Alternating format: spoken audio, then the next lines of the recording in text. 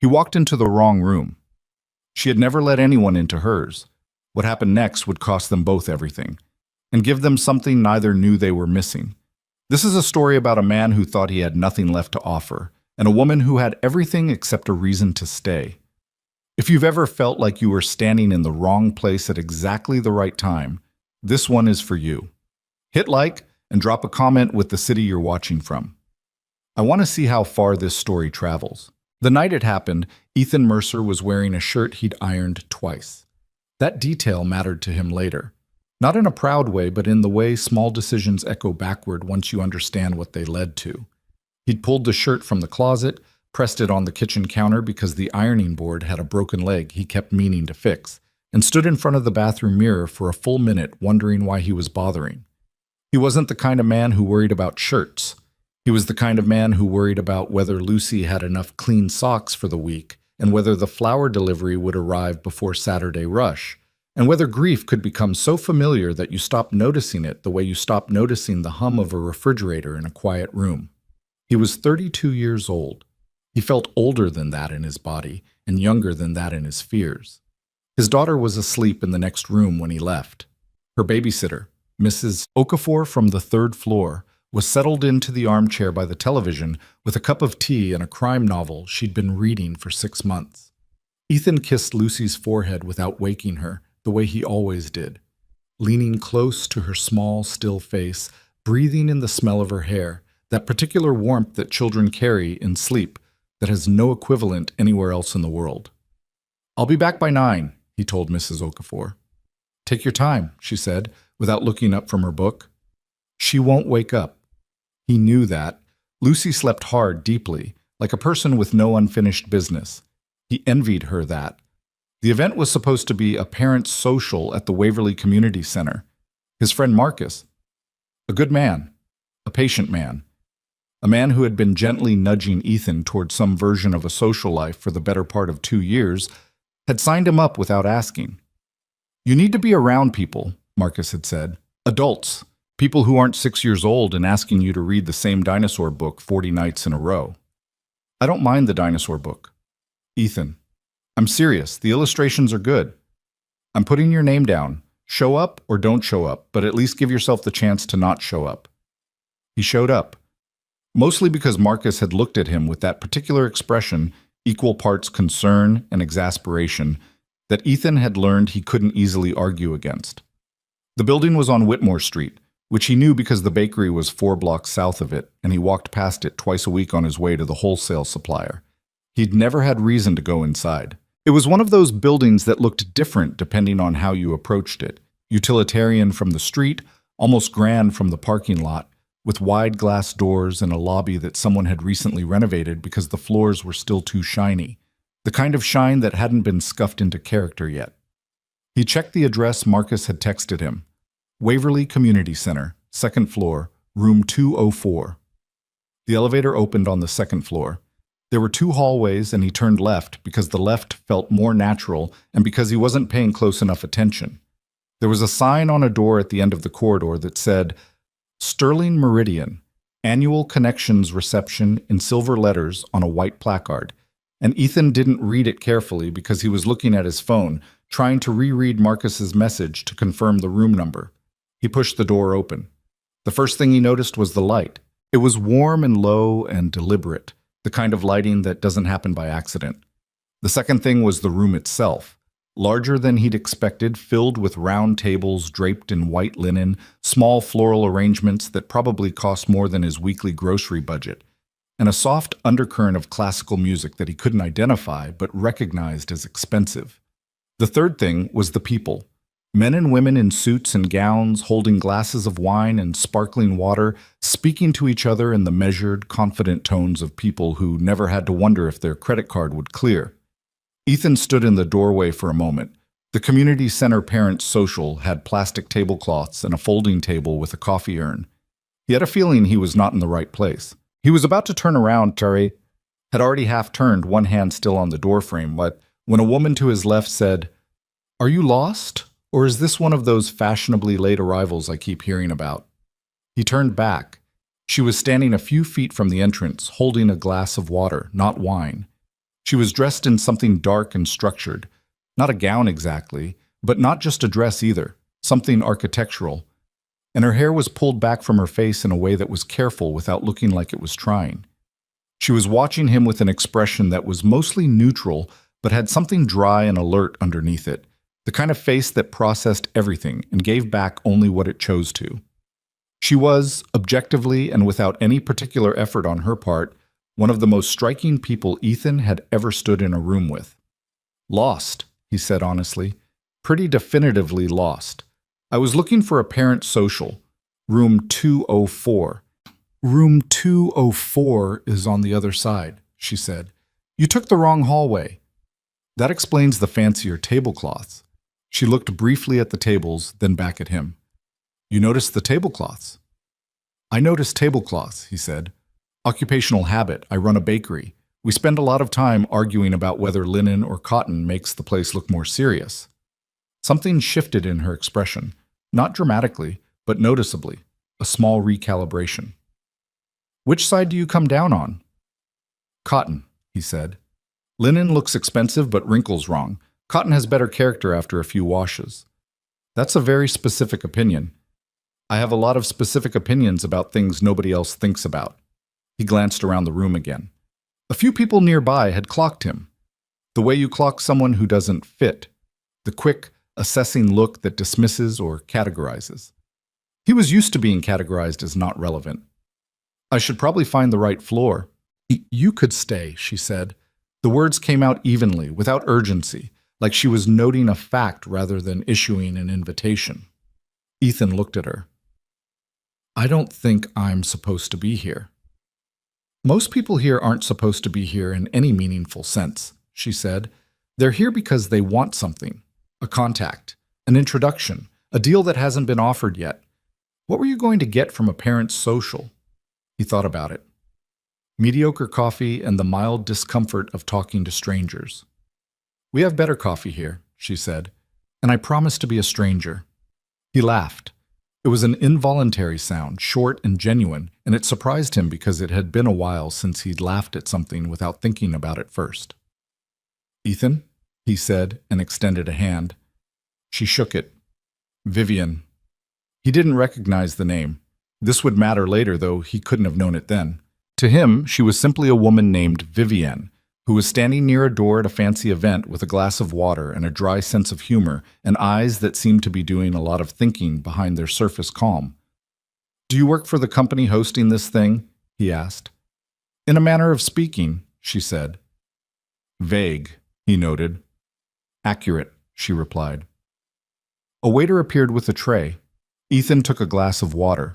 Vivian gestured slightly toward an area near the windows that was a little quieter than the rest of the room, a small gravitational suggestion rather than an explicit invitation, and he followed her because it felt like the natural direction to move. Outside the windows, the city spread out in its nighttime version, all those lights stacked against the dark, the grid of streets that somehow suggested both order and chaos depending on how you looked at it. What kind of bakery? She asked. Neighborhood, small, on the south end of Creston District, between a dry cleaner and a place that sells vintage records. We do bread, pastries, some seasonal specials, nothing that gets written about in food magazines. But it's good. It wasn't a question. He looked at her sideways. Yeah, he said. It's good. How long? 6 years. I opened it the year my daughter was born, which was either the best or worst timing I've ever had, depending on the day. You have a daughter. Lucy, 6. She's the reason I iron shirts, apparently. He glanced down at himself. I don't normally iron shirts. I couldn't tell, Vivian said, and there was something in it that wasn't unkind. She thinks I should look presentable when I go to adult events. She's got opinions. He paused. She gets that from her mother. He said it the way he always said things about Claire. Flat and simple. No performance, just the fact of it sitting there. He'd spent a year trying to talk around her absence and found it was easier, if not easier, then at least more honest, to just say things plainly.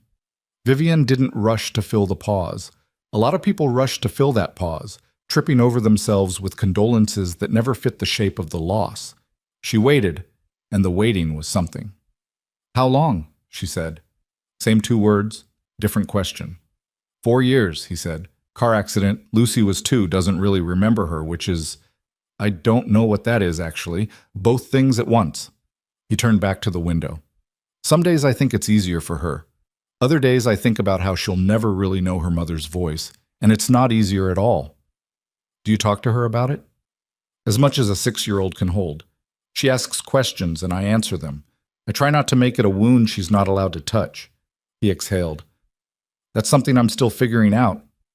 "You're doing it alone," Vivian said. "Not a judgment, a recognition." "My mom helps when she can. She's in Portland, 3-hour drive. Marcus, my friend, he's around. But, yeah, mostly." He turned to look at her properly. "Why are you asking? You ask things directly." "Most people don't," she said. "Most people circle around what they want to know and hope you'll figure it out and hand it to them." "Is that because of the work you do, or just how you are?" She thought about this with what seemed like genuine consideration. Both, probably. It's hard to separate. A man in a charcoal suit passed and nodded at Vivian with a deference that was just a degree too deep to be casual. The particular nod of someone acknowledging rank. Ethan noticed it in the way he noticed most things. Filed and noted, not analyzed. "Okay," he said. "Your turn." She looked at him. "My turn what?" "You've asked me 3 questions. I've answered all of them. That feels uneven." Something in her expression did the thing again. That small, recalibrating shift, like she was adjusting to a frequency she hadn't expected. "What do you want to know?" "What's the actual reason you're standing near a door at your own company event instead of working the room?" She was quiet for a moment. "Because I've worked this particular room enough times to know that nothing in it will surprise me," she said. "And I'm very tired of things not surprising me." Ethan looked at her for a long moment. "That sounds lonely," he said. "Yes," she agreed. She said it simply, without defensiveness, without the instinct to correct it or soften it. It was the most unguarded thing he'd heard anyone say in a long time, and it landed somewhere in his chest that hadn't felt anything in a while. They stood by the window. Around them, the event continued its choreography. Wine glasses lifting, laughter arriving on cue, conversations conducted along well-worn channels. Ethan had the distinct and slightly unsettling sense that he was standing inside a moment he would remember, though he couldn't have said why. He stayed for another hour. The tables around them shifted and rotated the way they do at these things, guests circulating from conversation to conversation in the social hydraulics of professional networking. Ethan and Vivian didn't rotate. They stayed where they were, near the windows, talking in the way that happens sometimes between strangers. Unguarded, strangely honest, slightly outside the rules of normal conversation because you haven't yet built up the usual protections. She told him almost nothing about what she did, and he didn't ask again. What she told him was this, that she'd built her career on her own terms, that she'd been told she was too young, too inexperienced, too something for most of her adult life, that she'd learned to treat that as information rather than injury, that she'd given up things she hadn't known she was giving up until they were already gone. "Like what?" he asked. She turned her glass slowly in her hand. "Like Saturday mornings," she said. "Like the kind of friendships that aren't also professional alliances. Like, I don't know, the thing you said about sitting with your daughter's questions. I don't have anyone asking me questions like that." "She'd ask you questions," Ethan said.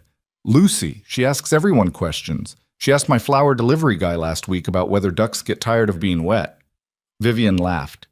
It transformed her face entirely, loosened something that was held very tight, and Ethan registered it the way you register the first crack in a dam, not because you think it'll give way, but because you didn't know there was pressure behind it until you heard the sound.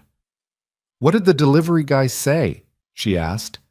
He thought about it seriously and said probably not, because they'd evolved for it. Lucy said that made sense, but that she personally would be very tired of being wet all the time. "She's right," Vivian said. "She usually is," Ethan agreed. At 8:45, he looked at his watch. The old-fashioned kind, analog, that had belonged to his grandfather. and said he needed to leave. Mrs. Okafor will stay until 9, but she likes to get back to her crime novel, he said. And I said I'd be back. Vivienne nodded. She walked with him toward the exit, which was either natural or deliberate, or some indistinguishable mixture of both. At the door, he stopped and turned. I don't know why you had me stay, he said. But I'm glad I walked down the wrong hallway. She met his eyes. So am I. He went through the door and down the corridor and into the elevator and out through the lobby and back onto Whitmore Street, where the city was doing what it always did. Moving, noisy, indifferent to small private things happening inside buildings. He walked the 4 blocks home through air that had gone cool and sharp, and he thought about a woman named Vivienne standing by a window in expensive light, saying yes to the word lonely like it was simply true, and she wasn't afraid of true things. He let himself into the apartment quietly. Lucy was still asleep, fists loosely curled beside her cheeks, breathing in that deep, unbothered way. Ethan sat on the edge of her bed for a minute, in the dark, not thinking about anything clearly, just sitting. Mrs. Okafor appeared in the doorway. Good night, she whispered. Unexpected, he whispered back. She nodded like that was enough and went to collect her novel in her coat. Ethan stayed on the edge of Lucy's bed a little longer. Through the window, the city was a faint glow behind the curtains. He thought, in a formless way that he couldn't have turned into words, about wrong hallways and right rooms, and how you sometimes couldn't tell which was which until later, after the fact, when you could look back and trace the line. He didn't sleep well that night. This was not unusual. He hadn't slept well in 4 years, but that night the insomnia had a different texture, not the heavy, leaden sleeplessness of grief, but something lighter and more uncomfortable, like a frequency just outside hearing range. He lay in the dark, listening to the building settle around him, and stared at the ceiling until around 2 in the morning, when he finally gave up and went to the kitchen and sat at the table with a glass of water. The bakery opened at 6. He was up by 4:30 most mornings anyway, early enough to get the first proof started, to have the sourdough out of the retarder and into the oven before the street outside showed any signs of waking. He had built his entire life around a schedule that began in the dark, and usually he found that comforting. The predictability of it, the way each morning repeated itself with small variations, flour and water and yeast following their patient, biological logic regardless of whatever else was happening. He sat in the kitchen and didn't think about Vivienne. He thought about the next day's orders instead. A birthday cake for someone's grandmother, a batch of the rye loaves that sold out by 10 every Friday. The croissants that his part-time baker, Joel, had been overproofing slightly, something Ethan kept meaning to address directly instead of quietly fixing. He thought about Lucy's school conference next week, about the electric bill that had come in higher than expected, about the crack in the sidewalk outside the shop entrance that was getting wider and that he'd written to the city about twice without a response. Normal things. He was good at thinking about normal things. It was a skill he'd developed with great deliberate effort in the years after Claire, the ability to fill his mind with concrete, solvable matters so that the other kind, the shapeless, non-solvable kind, didn't have as much room to settle. But at the kitchen table at 2 in the morning, he thought about Vivienne saying yes to the word lonely, and he thought, I know what that is. I know exactly what that is. Not the same way. He understood their lives were not comparable in most dimensions, but that particular flavor of it, the kind of lonely that exists not because you have no one, but because the space beside you has a specific shape that nothing else fills. The kind that you carry so long it stops feeling like an emergency and starts feeling like weather. He went back to bed eventually, slept a little, dreamed nothing he remembered. In the morning, Lucy came into his room at 6:15, which was early for her on a weekday, and climbed onto the bed and pressed her small cold feet against his legs. Your feet are freezing, he said, not opening his eyes. I know, she said, very satisfied with herself. Why are your feet cold? The floor is cold. Put on socks. I forgot where socks live. They live in the drawer where they always live. I forgot which drawer. He opened one eye. She was looking at him with an expression of such exaggerated innocence that he felt a burst of something he could only call love, fierce and exhausting in equal measure. The particular love of a parent for a child who is being exactly as much trouble as they've always been, and you love them for exactly that. Second drawer, he said. On the left. Okay. She didn't move. Lucy? What? The drawer. In a minute. She burrowed slightly into the blankets. Did you have a good night? Yeah, he said. Did you make friends? He thought about a woman named Vivian standing by a window. I had a good conversation, he said. That's almost the same, Lucy said sagely. It kind of is, he agreed. She fell back asleep within minutes, which was the particular talent of the very young, the ability to exit and re-enter sleep like it was a room they could just walk in and out of. Ethan lay beside her and watched the early light come through the curtains and thought that this, right here, was the thing he was most afraid of losing if he ever let anything else in. This specific arrangement, this exact weight. Marcus called him at noon. So? He said, the moment Ethan picked up. So what? You didn't text me. I was at the parents' thing. Where were you? Wrong hallway, Ethan said. I ended up at a different event. A pause. What kind of different event? Corporate, very shiny floors, people in good suits. Ethan, Marcus's voice sharpened. Please tell me you didn't accidentally crash a Sterling Meridian event. I don't know what that is. Another pause. Longer. You don't? Okay. Sterling Meridian. It's basically one of the top 5 investment firms in the country. The CEO is Vivian Sterling. She's Ethan. She's one of the most powerful executives in the city. One of the youngest. The whole company's named after her family. Ethan was quiet. Did you talk to anyone there? Marcus asked. A few people, Ethan said. Briefly. Did you talk to her? To Vivian Sterling. He thought about the window, the water glass, the word yes. We had a conversation, he said. Oh no, Marcus said.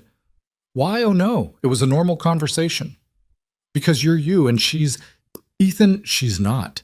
It's not a normal world over there. These people, the connections they have, everything gets seen and processed and used. It's not like talking to someone at a coffee shop. I know that, Ethan said, though he hadn't known it quite the way Marcus was describing it. I'm not saying anything bad happened, Marcus said. I'm just saying, be careful, all right? People like that don't operate the way we do. She was just a person, Ethan said. Everyone's just a person, Marcus agreed, until they're not. After he hung up, Ethan stood behind the bakery counter and thought about what Marcus had said.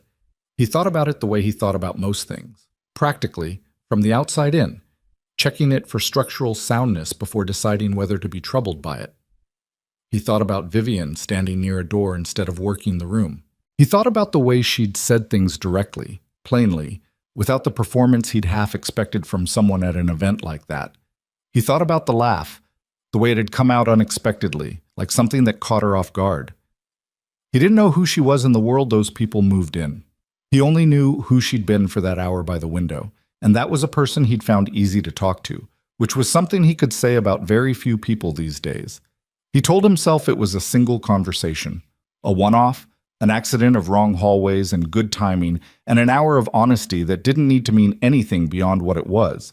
He'd enjoyed it. It had reminded him that he still could talk to someone, still could make someone laugh without thinking about it first, still could feel curious about another person. That was enough. That was more than enough, actually. He went back to work. He rearranged the front display, moved the almond croissants to the center because they photographed better there, and Joel had started an Instagram account for the bakery that Ethan felt ambivalent about but had stopped arguing against. He called his supplier about the flour delivery schedule. He worked the register himself for the afternoon rush, which was really more of a murmur than a rush, the steady trickle of familiar faces that made up the backbone of a neighborhood business. Mrs. Patterson from the apartment building across the street, who got the same multigrain loaf every Thursday.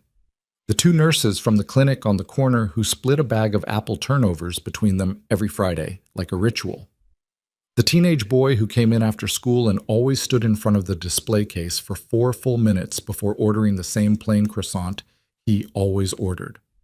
This was his life. He knew it. He'd built it. He was fine. The photograph appeared online 3 days later. He found out about it from Joel, who was 24 and had the particular generational reflex of checking his phone between every task, who came into the kitchen at 8 in the morning and said, "Hey, so this is kind of weird." Ethan was scoring a batch of sourdough. He didn't look up. "What's weird?" "There are pictures of you from that event you were at, from the Sterling Meridian thing." He looked up. Joel held out his phone. The image was from what appeared to be an event photographer, professional, candid style, the kind of shot that's technically posed but meant to look accidental. It showed a section of the room by the windows. Vivian Sterling was visible in profile, her hair neat, her posture straight, talking to someone. The someone was Ethan. He was in three-quarter view, shirt looking reasonably ironed, holding his water glass, apparently in the middle of saying something. The caption on the social media post read, "V. Sterling spotted in deep conversation with mystery guest at last night's Connections reception." Not on the guest list. Who is he? The post had been shared by a financial gossip account with significant followers. Below it, a comment thread that was already running to several dozen entries, various people speculating, a few who had clearly done enough research to identify him by name and his business. Baker in Creston District, apparently. Why was a baker at a Sterling Meridian event? Vivian Sterling hasn't been seen talking to a non-industry person at one of these events in years. Honestly, interesting timing with the board situation. Ethan stared at the screen for a moment. "What board situation?" he asked. Joel took the phone back and scrolled. "There's been some news about our company, something with the board. I don't know the details. It's business stuff." He paused. "Are you okay?" "I'm fine," Ethan said, and went back to scoring bread. He was fine. He was also, quietly, something else. Something he didn't have a name for yet. Some small, still alarm he chose not to examine directly. He'd talked to a woman at a party. He'd said honest things, and she'd said honest things, and he'd gone home and kissed his daughter's forehead in the dark. And somehow that had become a photograph on the internet and a comment thread with people who had opinions about something they had absolutely no information about. This was the world Marcus had tried to describe. He understood it better now. He thought about Vivian, about what she saw when she checked her phone that morning, if she checked at all. If this registered on her scale of concerns or if it was just weather. He thought, she's done. She'll distance herself and that will be the end of it. And that makes sense. That's the rational thing. He pressed the score lines into the dough with more force than necessary and told himself he was fine and meant it and went to work. At 3:15 that afternoon, a message arrived through the bakery's website contact form. It came from an email address that was just a string of letters and numbers, clearly a private account, and it said, "I saw the photograph. I'm sorry about that. It wasn't my preference. I hope it doesn't cause you any trouble." He stared at it for a long time. Then he typed back, "I'm not worried about it. Are you?" The reply came 11 minutes later. "I'm learning not to be." He sat in the back room of his bakery, surrounded by the smell of warm bread and the sound of the oven clicking through its cycles, and stared at those 4 words on his screen and felt the still, quiet alarm from earlier shift into something less alarming and more complicated. He typed, "That sounds like something you've had a lot of practice at." 11 minutes again. She seemed to work in 11-minute increments, which suggested she was answering him between other things, which suggested she was fitting him into a day that left very little room, which for some reason made him more curious rather than less. Some things, yes. Some things I'm still figuring out. He read that twice. Then he put his phone face down on the table, went back to the front of his bakery, and helped a woman decide between the focaccia and the whole wheat sandwich loaf, and told her the focaccia was better and meant it. The still alarm in his chest had settled into something else by then, something that felt, against his better judgment and all available evidence, a little like looking forward to something. He hadn't felt that in a long time. He wasn't sure what to do with it. He wasn't sure it mattered what he did with it. But he noticed it. That was the thing. He noticed it, and he didn't make it stop. The messages continued. Not frequently. That was the thing Ethan noticed first. There was no flood of them, no breathless back and forth that suggested someone sitting idle waiting to be answered. Vivian wrote the way she seemed to do everything else, deliberately, with gaps that implied a full life happening in between. A message Tuesday evening. Nothing Wednesday. Something Thursday afternoon that arrived while he was elbow deep in bread dough and didn't get read for 2 hours. He found he didn't mind the gaps. In some ways, they made it easier, kept the whole thing from feeling like more than what it probably was, which was two people who'd had one good conversation and hadn't quite finished it yet. She asked about the bakery, not in the vague, polite way people asked when they weren't interested but felt they should be. She asked specifically, what was the hardest thing to get consistently right? Whether sourdough was actually more complicated or whether the reputation was inflated, what he did when a batch failed. He told her honestly that sourdough's reputation wasn't inflated. It was just that most people encountered bad versions of it and thought that was what it was supposed to taste like. That when a batch failed, he put it in a bag in the back and ate it himself over the next few days. Because failed bread was still bread, and he hated waste, and also because eating something you made wrong kept you honest about why it went wrong. She replied, that's a useful philosophy. Most people hide their failures. He wrote back, most people in your world maybe. In mine you have to eat them. A longer pause than usual. Then, I think that's healthier actually. He thought about that for a while after. The way she'd said it, not as a compliment but as a recognition, something she'd apparently given thought to and found herself on the other side of. He didn't ask about her world directly. He wasn't sure why. Partly because Marcus's warning was still somewhere in the back of his mind. The idea that everything over there was networked, connected, that nothing was simply what it appeared. Partly because he sensed, with an instinct he'd learned to trust over years of talking to customers and his daughter and his own reflection in the dark at 2 a.m, that Vivian would say more if he didn't push than she ever would if he pulled. So he didn't pull. He just answered his own questions when she asked them and waited.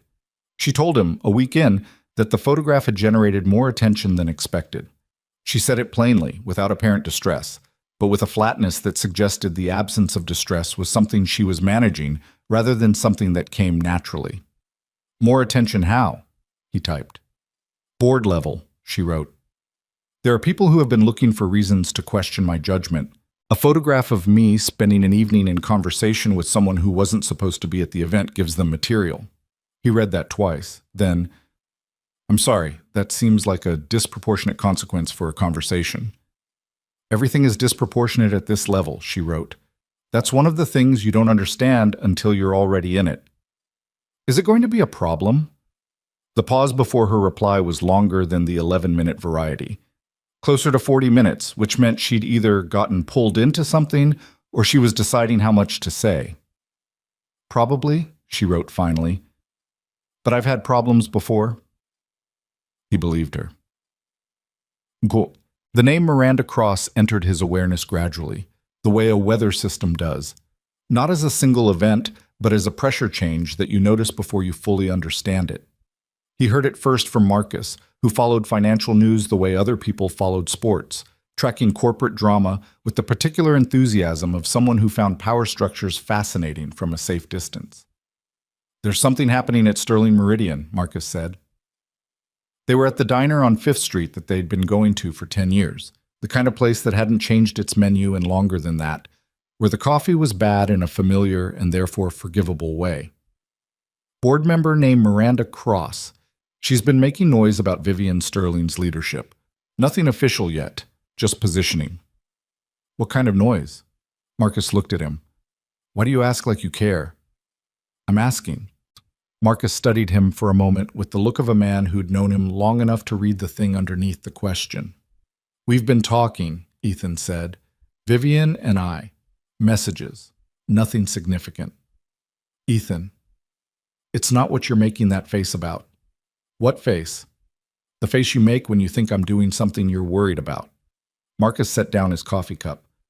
I'm not worried. Look, I just want you to understand the context. Miranda Cross is not a casual opponent. She's been on that board for 11 years. She built alliances. She's patient. She knows how to apply pressure at the right moments. And the fact that there are photographs of Vivian Sterling standing by a window all evening talking to a baker from Creston District, that's the kind of thing Miranda Cross turns into a narrative. What kind of narrative? That Vivian's distracted, emotionally compromised. making friends outside the network instead of managing relationships inside it, that she's gone soft. Marcus shrugged. It doesn't have to be true. It just has to be plausible, and she's good at making things plausible. Ethan ate his eggs.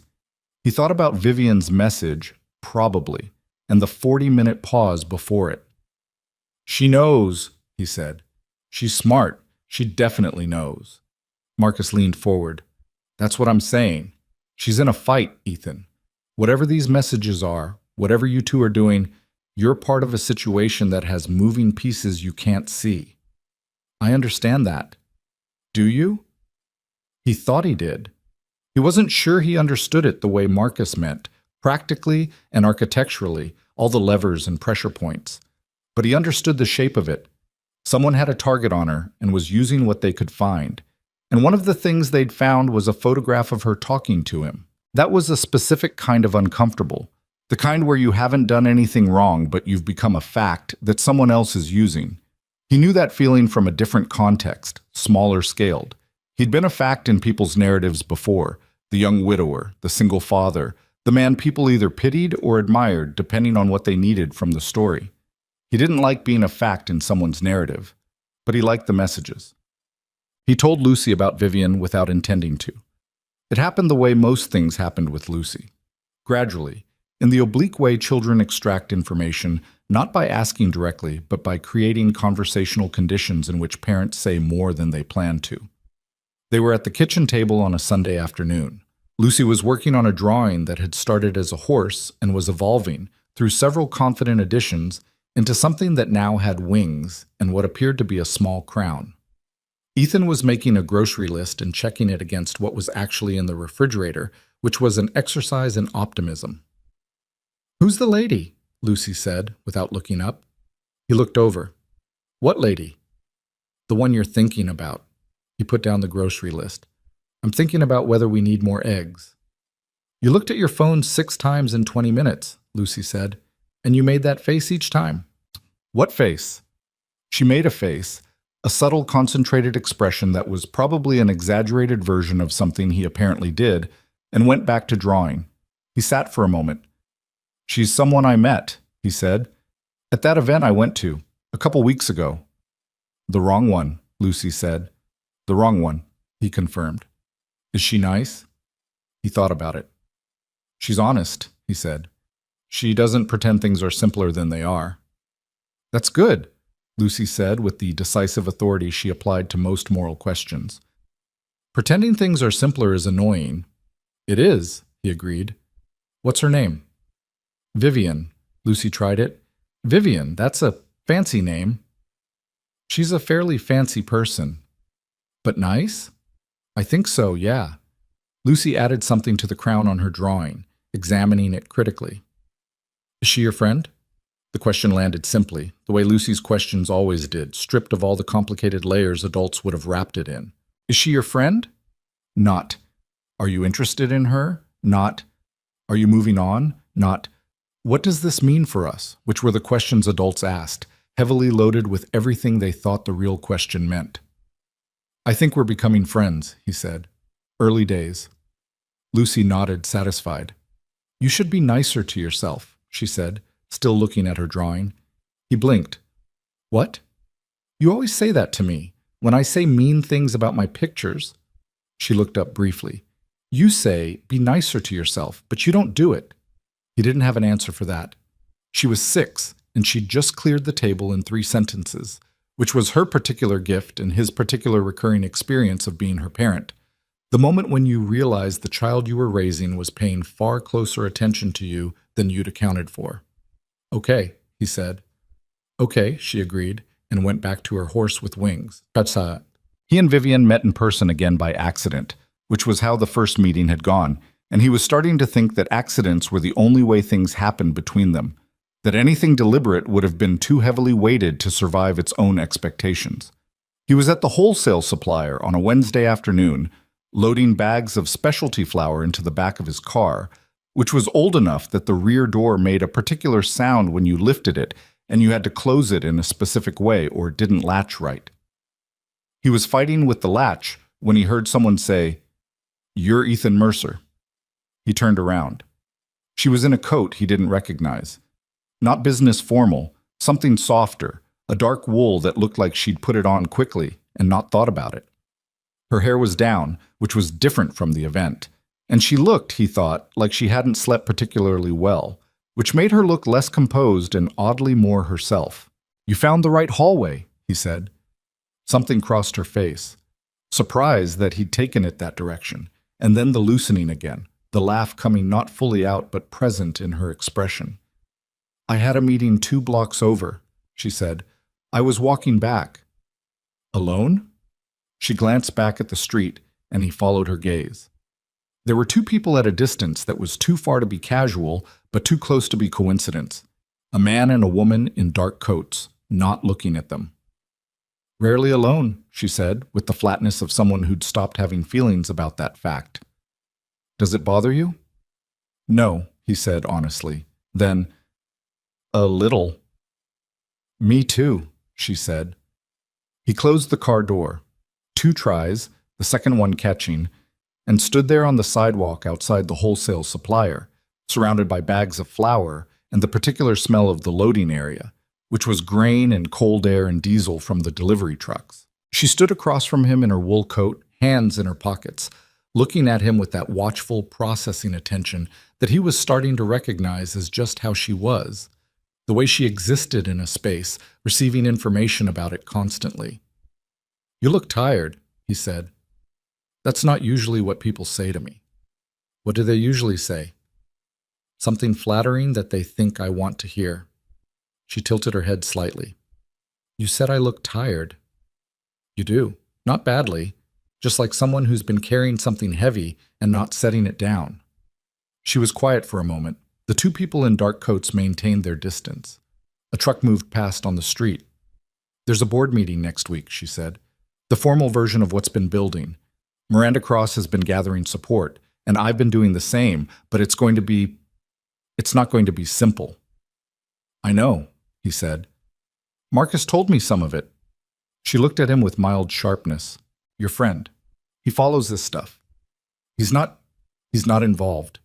He was just telling me because he was worried about me being adjacent to something I don't understand." "And are you worried?" "About myself? No. About you." He stopped, said honestly, "A little." The sharpness in her expression softened. Not much. She wasn't the kind of person who let things soften dramatically on their face, but it was there. "You don't need to be," she said. "I know, but I am anyway." She looked at him for a long moment. Then she said, "How much do you know about what Miranda Cross has been doing?" "Not a lot." "Gathering support, building a narrative about your judgment." "More than that," she said. "She's been feeding information to media contacts. Not lies, exactly. She's careful about that. But selected truths, things framed to suggest that I'm distracted, unfocused. The photograph from the event was part of it. There have been other things." "What other things?" "Decisions I've made in the last 2 quarters that she's characterized as emotionally driven rather than strategically sound. One of them involved declining a deal that would have been profitable but required cutting several hundred positions in our operational division. I declined it. She's been using that as evidence that I let sentiment override judgment." Ethan was quiet. "Do you think you made the right call?" She looked at him directly. "Yes?" "Then that's the answer." "That's not how boards work, unfortunately." "No," he agreed. "But it matters. It matters that you know." She exhaled slowly, breath visible in the cold air. "You're not what I expected," she said. "What did you expect?" "I don't know. Someone who was eventually going to want something." She paused. "Everyone eventually wants something." "I want the rear door on my car to stop fighting me every time I load supplies," he said. "Other than that, I'm pretty much fine." She looked at the car, at the flour bags, at him. And for a moment she seemed to not quite know what to do with him, which he found more reassuring than he could fully explain. "Come to the bakery sometime," he said. "Early, before it gets busy." She tilted her head. "You're serious?" "I'm always serious about the bakery. It's the rest of life I'm working on." He met her eyes. "Come see where I actually spend my time. None of the tablecloths are ironed, and the coffee is exactly as good as I think it is, which is very. She almost smiled. It was the almost that got him. The way it stopped just short, like she was saving it for later. I'll think about it, she said. You say that, he said, and I'm going to choose to believe you mean it. I do mean it, she said quietly. She walked back toward the two people in dark coats, and they fell into step with her without any visible signal passing between them, practiced and seamless, the choreography of a life lived under attention. Ethan watched her go until she turned the corner, then turned back to his car and finished loading the last bag and wrestled with the rear door for the third time before it caught. He drove back to the bakery. He was running late for the afternoon prep, which meant Joel was probably looking at the clock and wondering, but he found he was moving a little slower than usual through the traffic, not because he wasn't paying attention, but because his mind was doing that thing it had been doing since the night of the wrong hallway, turning the conversation over, looking at it from different angles, trying to understand what he was actually dealing with, not what she was in terms of the world she came from. He understood enough of that. But who she was, in the way he was most interested in, what she was afraid of, what she thought about when the meetings were done and the building was quiet, what she'd been like before she'd built all the architecture that kept things at a careful distance. He thought, she hasn't had anyone ask her that in a long time. He thought, maybe that's the whole thing, right there. No. The call came on a Thursday evening just after Lucy had gone to bed. It wasn't from Vivian. It was from a number he didn't recognize, and he almost let it go to voicemail, except that Lucy had been at school that day with a cough he'd been monitoring, and he had the parents' permanent low-grade anxiety about missed calls. Mr. Mercer, said the voice on the other end. It was a woman's voice, but it's measured, pleasant, with the kind of careful friendliness that felt like a tool being used rather than a genuine quality. My name is Helen Marsh. I'm a communications associate working with Miranda Cross. I hope I'm not disturbing you. Ethan sat down. How did you get this number? It's available through your bakery's business registration, she said, which was technically true and deeply unpleasant to hear. I'll be brief. We're aware of your connection to Vivian Sterling, and we'd like to offer you an opportunity to share your perspective on the situation. What situation? The current questions around her leadership. We're compiling stakeholder input. As someone with, a pause, calibrated, a personal relationship with Ms. Sterling, your perspective would be valuable. He was quiet for a moment. You want me to say something bad about her? We simply want perspective, Helen Marsh said. Everyone's story deserves to be told. I don't have a story, Ethan said. We had a conversation at a party, that's all. Of course, she said in a tone that was the verbal equivalent of an eyebrow raised. Well, if you change your mind, I won't, he said, and hung up. He sat in the kitchen for a long time after. The apartment was quiet in the way it got after Lucy went down. Not empty, but held, the particular stillness of a space containing a sleeping child. He could hear the building around him, its familiar sounds, the settling and the pipes and the faint television from the apartment below. He thought about what Marcus had said. Moving pieces you can't see. He could see some of them now. Miranda Cross knew his name, his phone number, the rough shape of what he represented in this situation, and she was willing to make phone calls about it on a Thursday night. That was not nothing.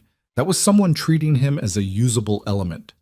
He didn't text Vivian about it that night. He thought about it, sat with his phone for several minutes, and decided that sending a message at 10:30 to say someone associated with your board opponent just called me was not the right kind of contact. She had enough weight on her. He could carry this one himself until morning. He put his phone face down on the table. In the morning, Lucy came to find him in the kitchen and reported with some gravity that she'd had a dream about a horse with a crown who could fly, which she felt was probably related to the drawing, and asked whether he thought wings could actually support a horse's weight, or whether it would have to be a very small horse. Very small, he said. Aerodynamics. She said, considering this seriously. Or very strong wings. Also possible, he agreed. She ate her cereal and he drank his coffee, and he thought, this is what I'm protecting. Not from anything that's happened yet, just this. The specific, ordinary, irreplaceable texture of this morning and every morning like it. He drove her to school and came back to the bakery and texted Vivian. Someone called me last night. Helen Marsh, said she was working with Miranda Cross. The reply came in 6 minutes, not 11. That told him something. What did she say? Asked me to share my perspective on your leadership. I told her I didn't have one and hung up. A pause. Then, are you okay? He hadn't expected that to be her first question. He'd expected logistics, so what exactly was said, word by word, what the tone was, what she was planning to do about it. Instead, are you okay? He typed back, I'm fine. Are you? Working on it, she wrote. He stared at that for a while. Then he went to work because there was bread that needed making and it wasn't going to make itself, and because some things stayed constant regardless of whatever else was moving around them. And that constancy, he'd learned, was not a small thing. It was, in fact, most of the thing. The week before the board meeting, Lucy came home from school quiet. This was unusual enough that Ethan noticed it within minutes. Lucy was not a quiet child. She processed the world through speech, constant, ranging, associative speech that moved from dinosaurs to weather systems to why certain colors look different under different lights without pausing for breath or logical connection. Quiet Lucy was a different register entirely, and he'd learned over 6 years that it meant something had lodged inside her that she hadn't figured out how to say yet. He didn't push. He made dinner, pasta, the simple kind with olive oil and parmesan that she liked, and let her eat without filling the silence with questions, which was harder than it sounded because his instinct as her father was always to fix, to locate the problem and address it, to make the discomfort stop. He'd learned that instinct, left unchecked, made things worse. So he ate his pasta and asked her once whether the pasta was okay, and she said yes, and he said good, and they ate. After dinner, she helped him clear the table, which she did without being asked, which was a further signal. Then she said, "Daddy, are you in trouble?" He set down the plate he was carrying. What kind of trouble? She was looking at the table, tracing a scratch in the wood with one finger. Some kids at school were talking, at lunch. She paused. About you. And a lady. He sat down across from her slowly. What were they saying? That you went somewhere you weren't supposed to, and that you're friends with someone famous, and that they said it was bad, that she's in trouble and you're why. She said the last part quickly, like she'd been holding it and needed to release it before she lost her nerve. Ethan looked at his daughter's face, the careful, worried expression on it, the way she was holding herself still, waiting for him to tell her whether the thing she'd heard was true or not true, because to her, he was still the authority on what was real.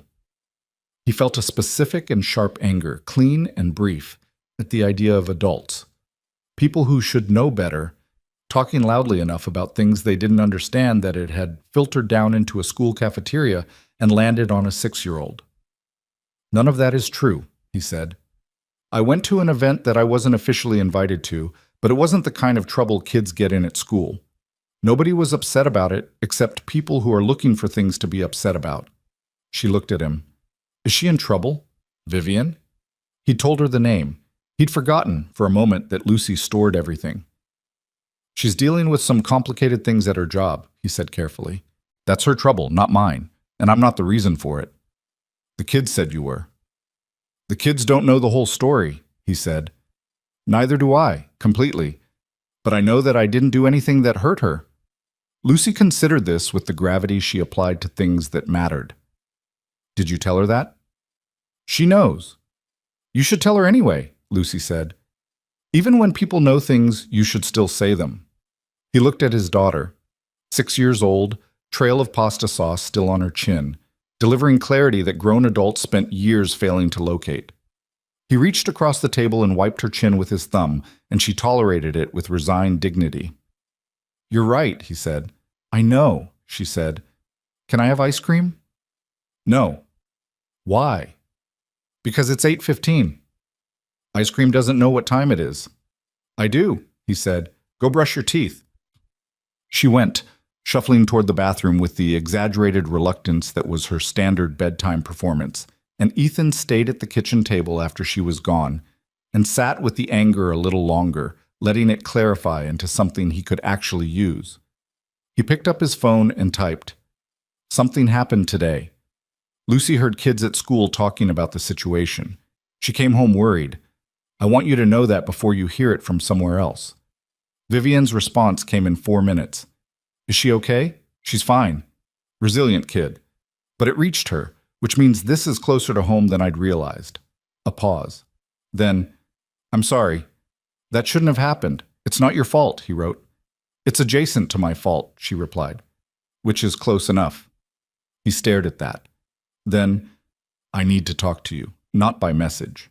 The reply took longer this time. He could feel her weighing it. The logistics, the exposure, whatever calculus she ran on these things. I know, she wrote finally. Can you come to the building tomorrow afternoon, not the main entrance? There's a side entrance on Callaway Street. 3 o'clock.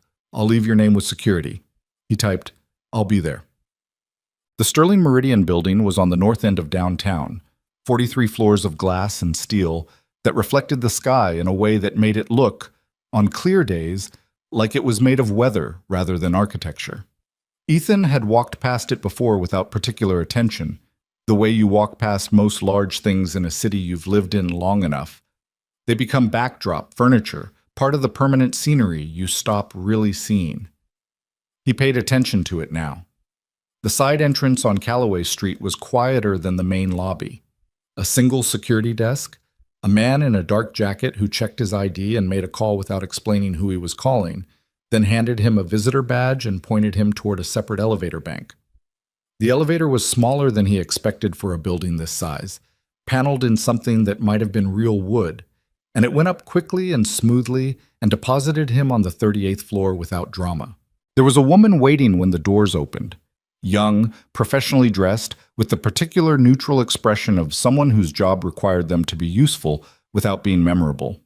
She introduced herself as Claire, and he had a split second where the name hit him before he reabsorbed it, filed it, moved past it the way he'd learned to do with that name, and walked him down a corridor that was quieter than expected for a working floor, past glass-walled conference rooms and an open area where several people sat at screens, to a corner office at the end of the hallway. She knocked twice and opened the door.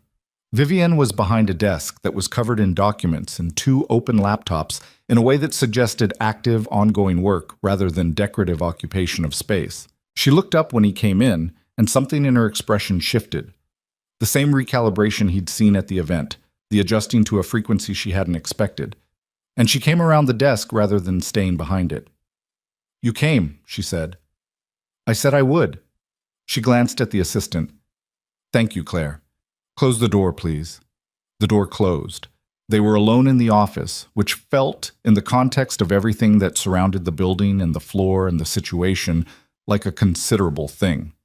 He looked at the room, the desk, the documents, the view from the windows, all of downtown spread out below, the grid of streets he walked every day reduced to geometry from up here, everything looking orderly from this height in a way it never felt from inside it.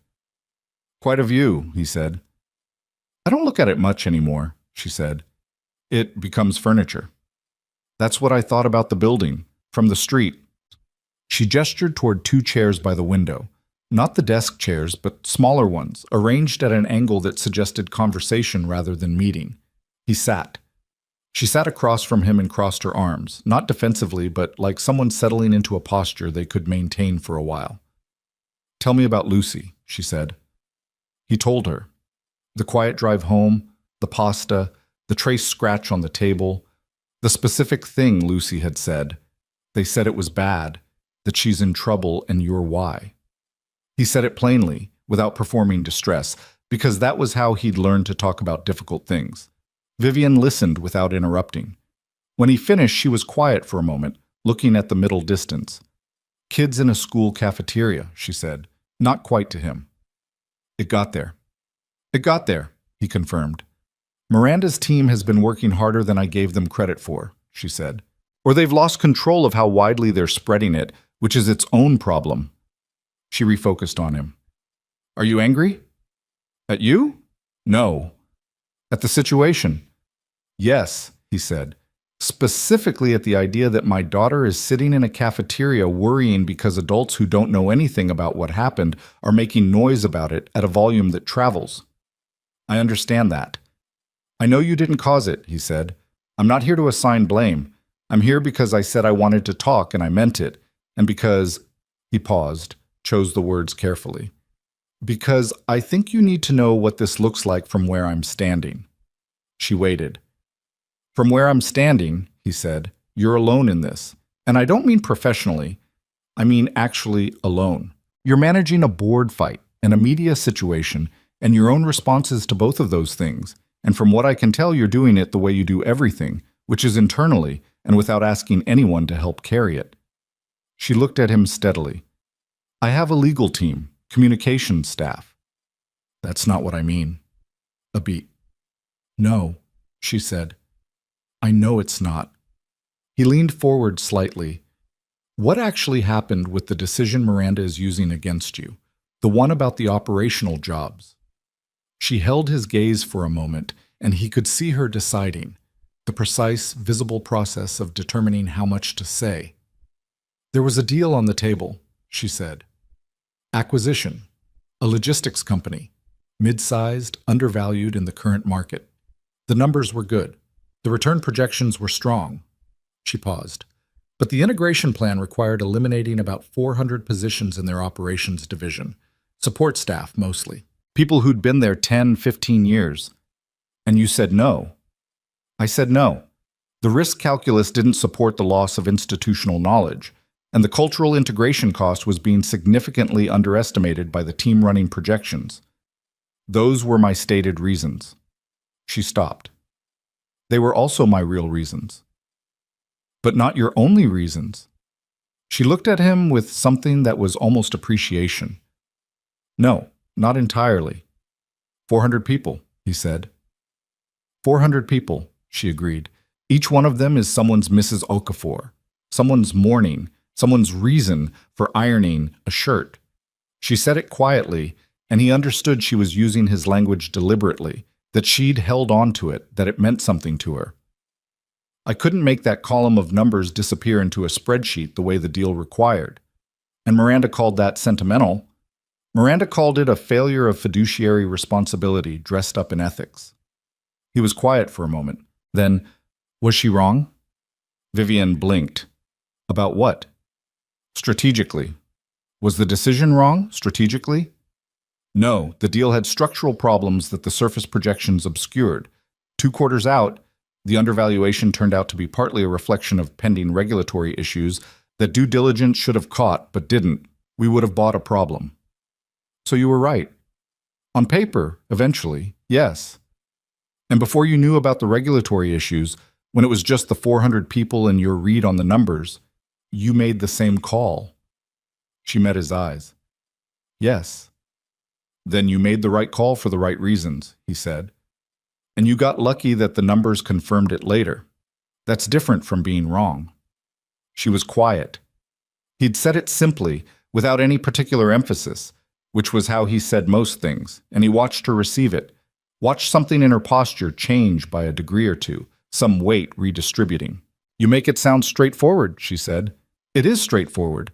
What's not straightforward is proving it to people who've already decided on the interpretation they prefer.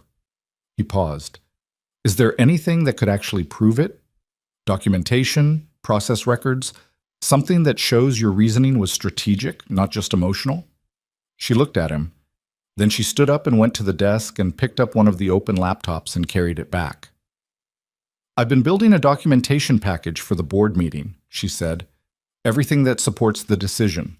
The regulatory discovery timeline, the due diligence gaps, the market position 6 months out. She turned the screen toward him. My legal team thinks it's sufficient. My instinct is that it's thorough, but not compelling. He looked at the screen. He was not a finance person.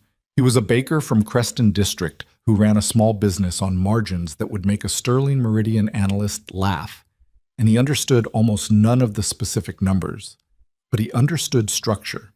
He understood what happened when you laid out the case for something in a way that was technically complete but emotionally unconvincing. The regulatory stuff, he said, that's the part that proves you were right, but it wasn't why you made the call, and the board knows that. So they'll see it as you getting lucky and you know it, and you're leaning on the luck to cover the rest. She was still.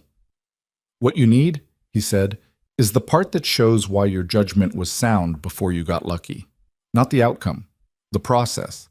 What you saw that the deal team missed, what questions you asked that they didn't, what your actual read of the numbers was before the regulatory issue emerged. She looked at the screen for a long moment. Then she looked at him. "How do you know that?" she said. Not challenging, genuinely asking. "Because I've made decisions about the bakery that looked wrong until they turned out right, and I've had to explain them to my bank twice. The bank doesn't care about outcomes. They care about whether your thinking was sound." He paused. "People who want to remove you don't care about outcomes either. They care about the story. Give them the story where your thinking was sound." She took the laptop back slowly. She was looking at the screen, but he had the sense she wasn't seeing it. She was somewhere inside the argument he'd just made, testing it. "My communications director said something similar," she said, finally. "I told her the documentation spoke for itself." "Documentation doesn't speak," he said. "People speak." Vivian set the laptop on the table between them and sat back. She looked tired in the way she'd looked on the sidewalk outside the wholesale supplier, the carrying something heavy look, but there was something else now, too. A quality of attention, sharpened, like she'd found a frequency worth tuning to. "I have to speak at the board meeting," she said. "Not just present. Speak." "Yes." "I don't generally—" She stopped, started again. "I present well. I'm good at data. I'm less good at saying the true thing out loud." She looked at him sharply. "You said it to me," he said, "at the event, about being tired of things not surprising you, about being lonely.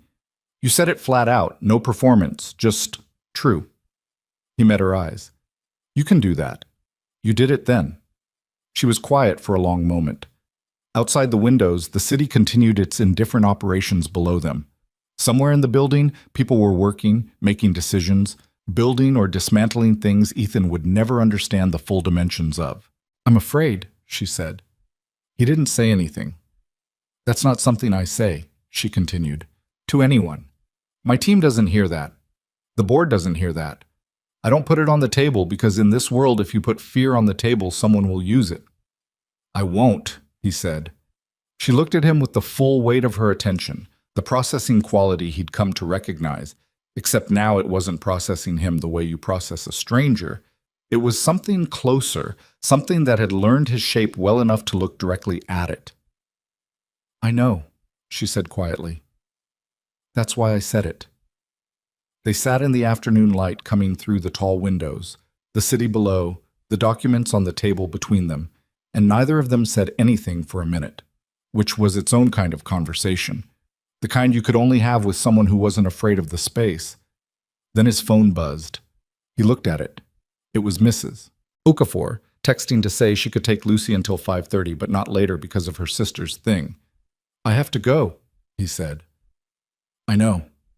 She stood when he stood, which he noticed. At the door he turned. "The board meeting. When is it?" "Thursday." "Okay." He thought about it. "Tell them the true thing, not the data thing. The true thing. 400 people and what they represent, and the fact that you saw a structural problem 3 months before anyone else did, because you were paying attention to the parts other people had already decided not to count." He paused. "That's the story. Tell that one." She was looking at him steadily. "And if it doesn't work?" "Then it doesn't work," he said. "But at least you'll know you said what was actually true." He met her eyes. "You can live with losing something you fought for honestly. You can't live as well with losing something you didn't." She held his gaze for a long moment. "Go get Lucy," she said. He went. He didn't hear from Vivian on Tuesday or Wednesday. He understood. She was preparing, managing, doing whatever the final days before something like a board meeting required of a person in her position. And he didn't reach out either because he'd said what he had to say, and anything further would be noise. He wasn't a person who added noise to a situation that needed quiet.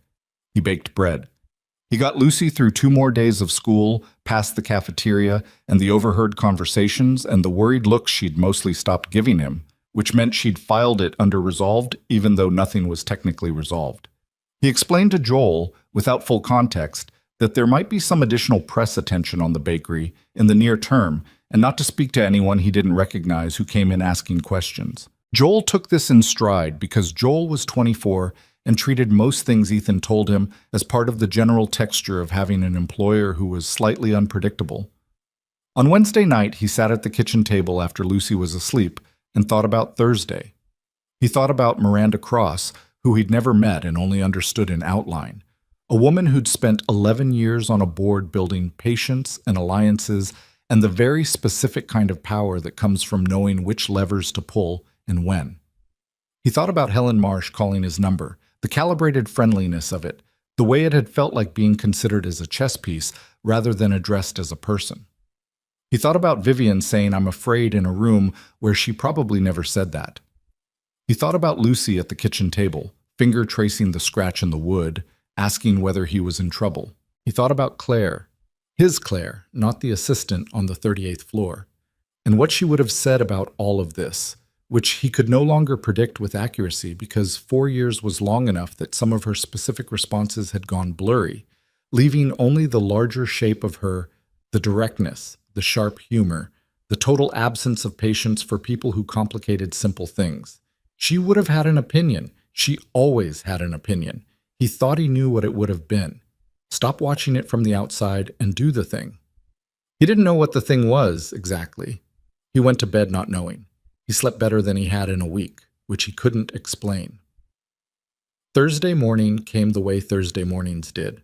His alarm at 4:15, the cold floor, the particular dark of that hour, the bakery waiting 4 blocks south like it always was. He drove there in the early quiet, let himself in, started the ovens, began the morning sequence of prep that he'd done so many thousands of times that his hands knew it without instruction.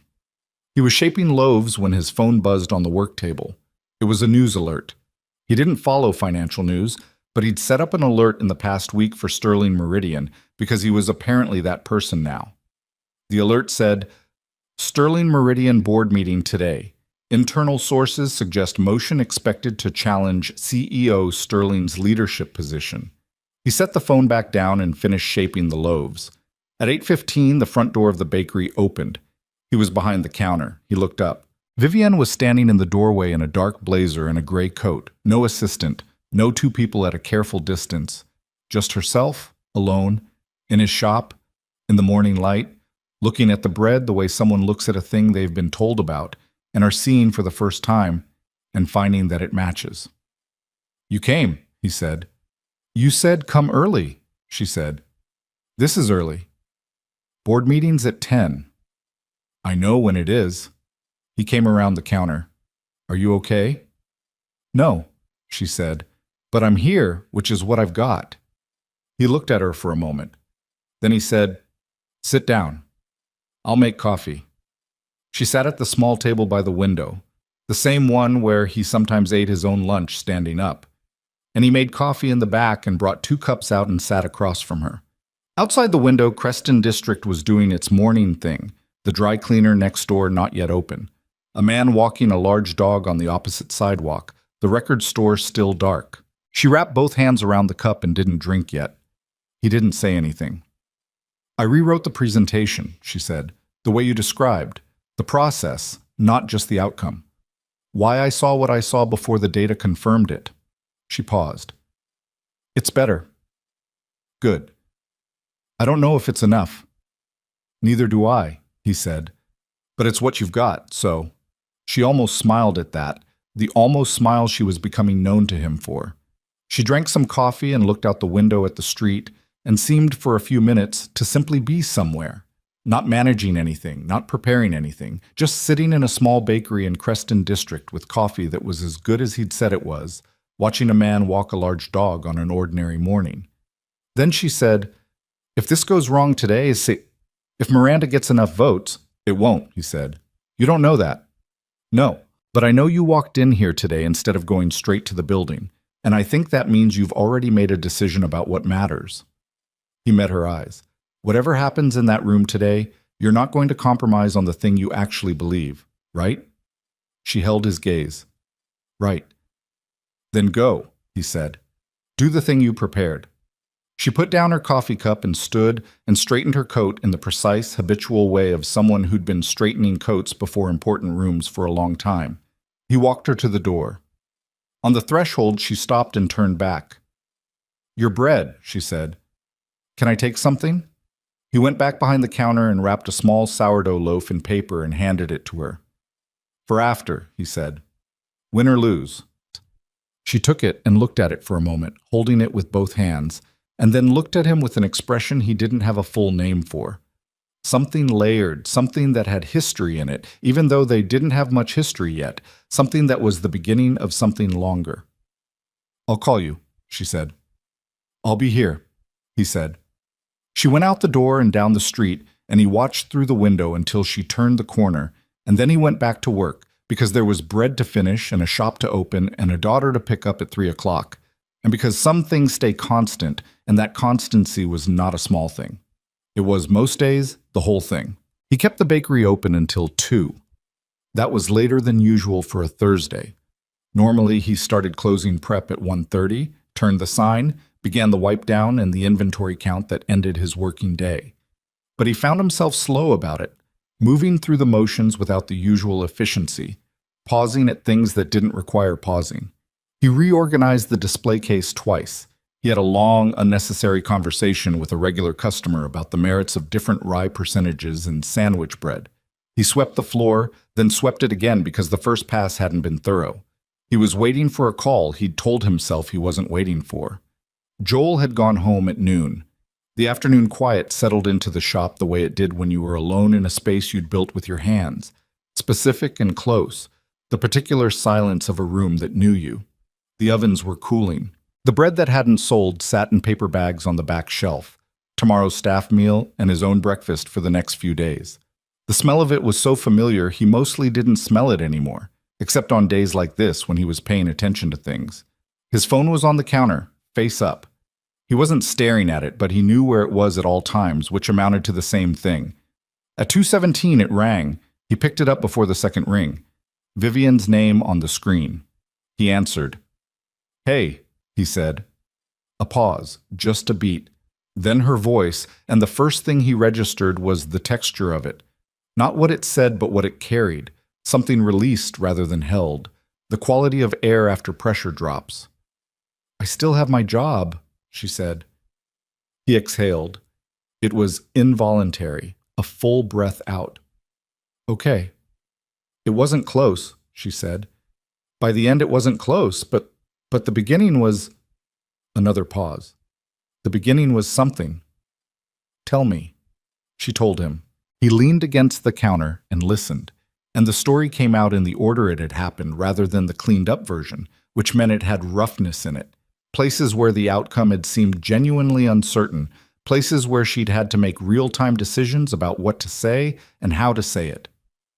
Miranda had opened with a prepared statement that was precise and well-built. 11 years of patience delivered in 15 minutes of measured language.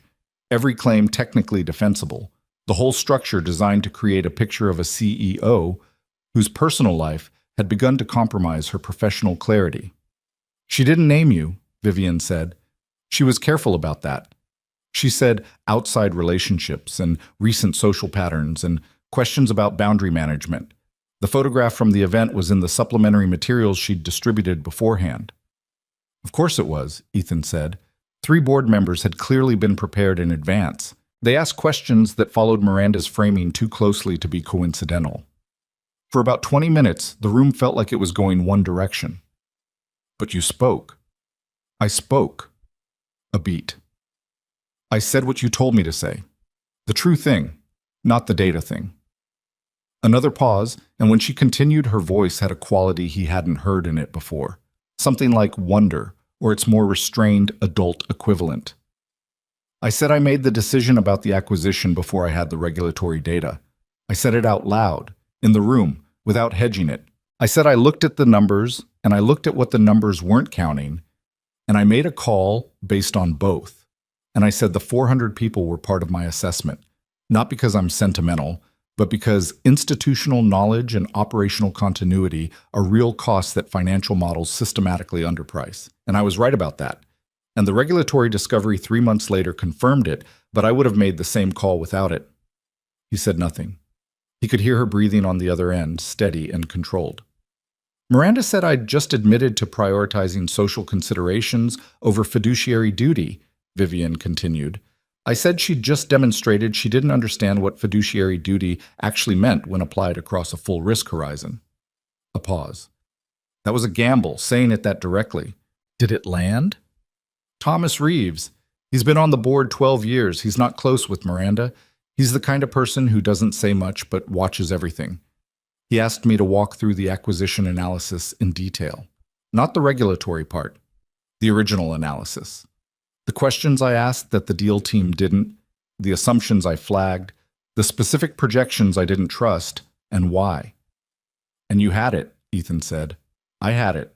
I've always had it. I just hadn't been presenting it as the point. A long exhale on her end. When I finished, Thomas said it was the most rigorous deal analysis he'd seen presented at a board level in 4 years, and he wanted to know why the deal team's version had diverged so significantly from my read. The room had shifted after that. 2 of the 3 board members who'd been following Miranda's lead had started asking different kinds of questions, not hostile, but genuinely curious. The questions of people who were reconsidering rather than confirming. Miranda had tried to redirect twice. The second time, Thomas Reeves had told her very quietly that she'd had her time and he'd like to hear the answer. Where does Miranda stand now? Ethan asked. There's going to be an internal review. Her distribution of selected information to media contacts is a board conduct matter. That part wasn't in my presentation. That came from my legal team, who'd been building the documentation separately. It came out in the Q&A. A pause. She didn't know we had it. Her expression when Thomas read the summary aloud was, Vivian stopped. I didn't enjoy it the way I would have expected to. No? No. Mostly I just wanted it to be over. He understood that. The part where you win and find that winning is quieter and stranger than you'd imagined it would feel. Are you still in the building? He asked. I'm in my car, in the parking structure. A brief silence. I couldn't face going back up. My team is up there. They want to debrief. My communications director has approximately 40 things she needs to address before the day ends. I told them I needed 30 minutes. And you called me. I called you, she said. Yes. Neither of them said anything for a moment. He heard the faint sound of the parking structure around her. Ventilation. The distant movement of another vehicle. Thank you, she said. I didn't do anything. You said the true thing. Not me. You said the thing. And then I said it in the room. A pause. That's not nothing, Ethan. He thought about a sourdough loaf wrapped in paper, handed across a bakery counter. For after, win or lose. He thought about a woman sitting in a parking structure calling him before she called anyone else, the people whose job it was to be there. Go do your debrief, he said. Let your team help you. That's what they're there for. I know. And then, he paused. Come by Saturday morning, early. I want to show you something. A brief silence. What? The bakery before it's a bakery, he said, before the lights are all on and the customers come in. When it's just the work. He paused. I want you to see that. She was quiet for a moment. He could feel her deciding the way he'd felt it before. The weighing of it. Okay, she said. Okay, he agreed. He hung up and stood in his quiet shop and thought about what she'd said, the way she'd walked through it, not triumphant, not even particularly relieved, just honest about a thing that had gone right after a long time of it threatening to go wrong. He thought about the boardroom he'd never seen, the table he'd never sat at, the room full of people he didn't know, and Vivian standing up in the middle of it and saying the true thing out loud. He was proud of her. It surprised him how straightforwardly and completely he was proud of her. He finished closing the shop. He did it properly this time, moving through the routine with his full attention, every step in its right order. Then he drove to Lucy's school and sat in the car line with all the other parents and waited for the afternoon bell. What? Lucy came out with her backpack hanging off one shoulder the wrong way, which was how she always wore it, and got into the car and said immediately, "The duck question." He looked at her in the rearview mirror. What? I asked my teacher the duck question, whether ducks get tired of being wet. The one you asked the flower delivery guy.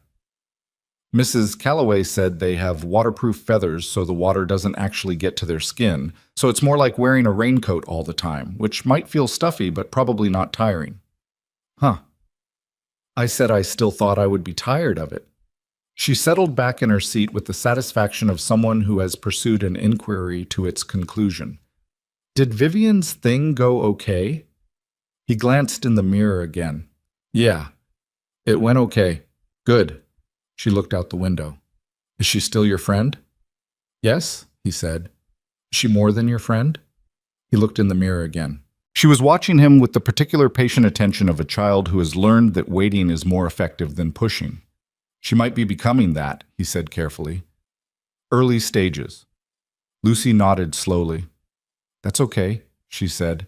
You've been careful for a long time. He didn't answer that because there wasn't an answer to it that wouldn't either confirm something he wasn't ready to confirm or deny something that wasn't quite deniable anymore. Dinosaurs tonight? He said. Yes, she said. The same one. I figured. Saturday arrived cold and clear, the kind of morning that felt like a held breath before winter fully committed to itself.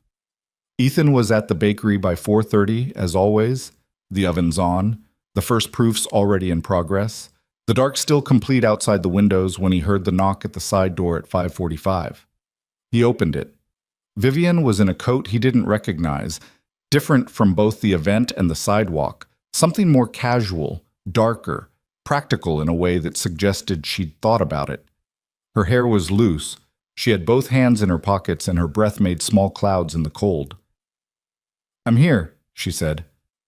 You are, he agreed, and stepped back to let her in. She stood in the kitchen for a moment, taking it in. It was smaller back here than the front suggested. Compact, functional, every surface assigned a purpose. The smell concentrated and warm. 2 long tables, the big mixers, the proofing racks, the ovens running their quiet hum. Flour on everything. A handwritten schedule on the wall in his handwriting, smudged at one corner where he'd rested his hand. This is where it happens, she said. This is where it happens, he confirmed. He handed her an apron. You're not standing in my kitchen without an apron. She looked at it. Is this a requirement? It's a policy. She took it and tied it, slightly wrong, and he didn't correct it because it didn't matter, and also because she looked, in that moment, so genuinely human and unremarkable that he didn't want to introduce anything that would shift it. He put her to work. Not major work. He didn't hand her something that required years of practice, but the small, real tasks that made up a morning. Holding the bowl steady while he worked a dough. Brushing egg wash on the pastry shells with a concentration she applied to everything.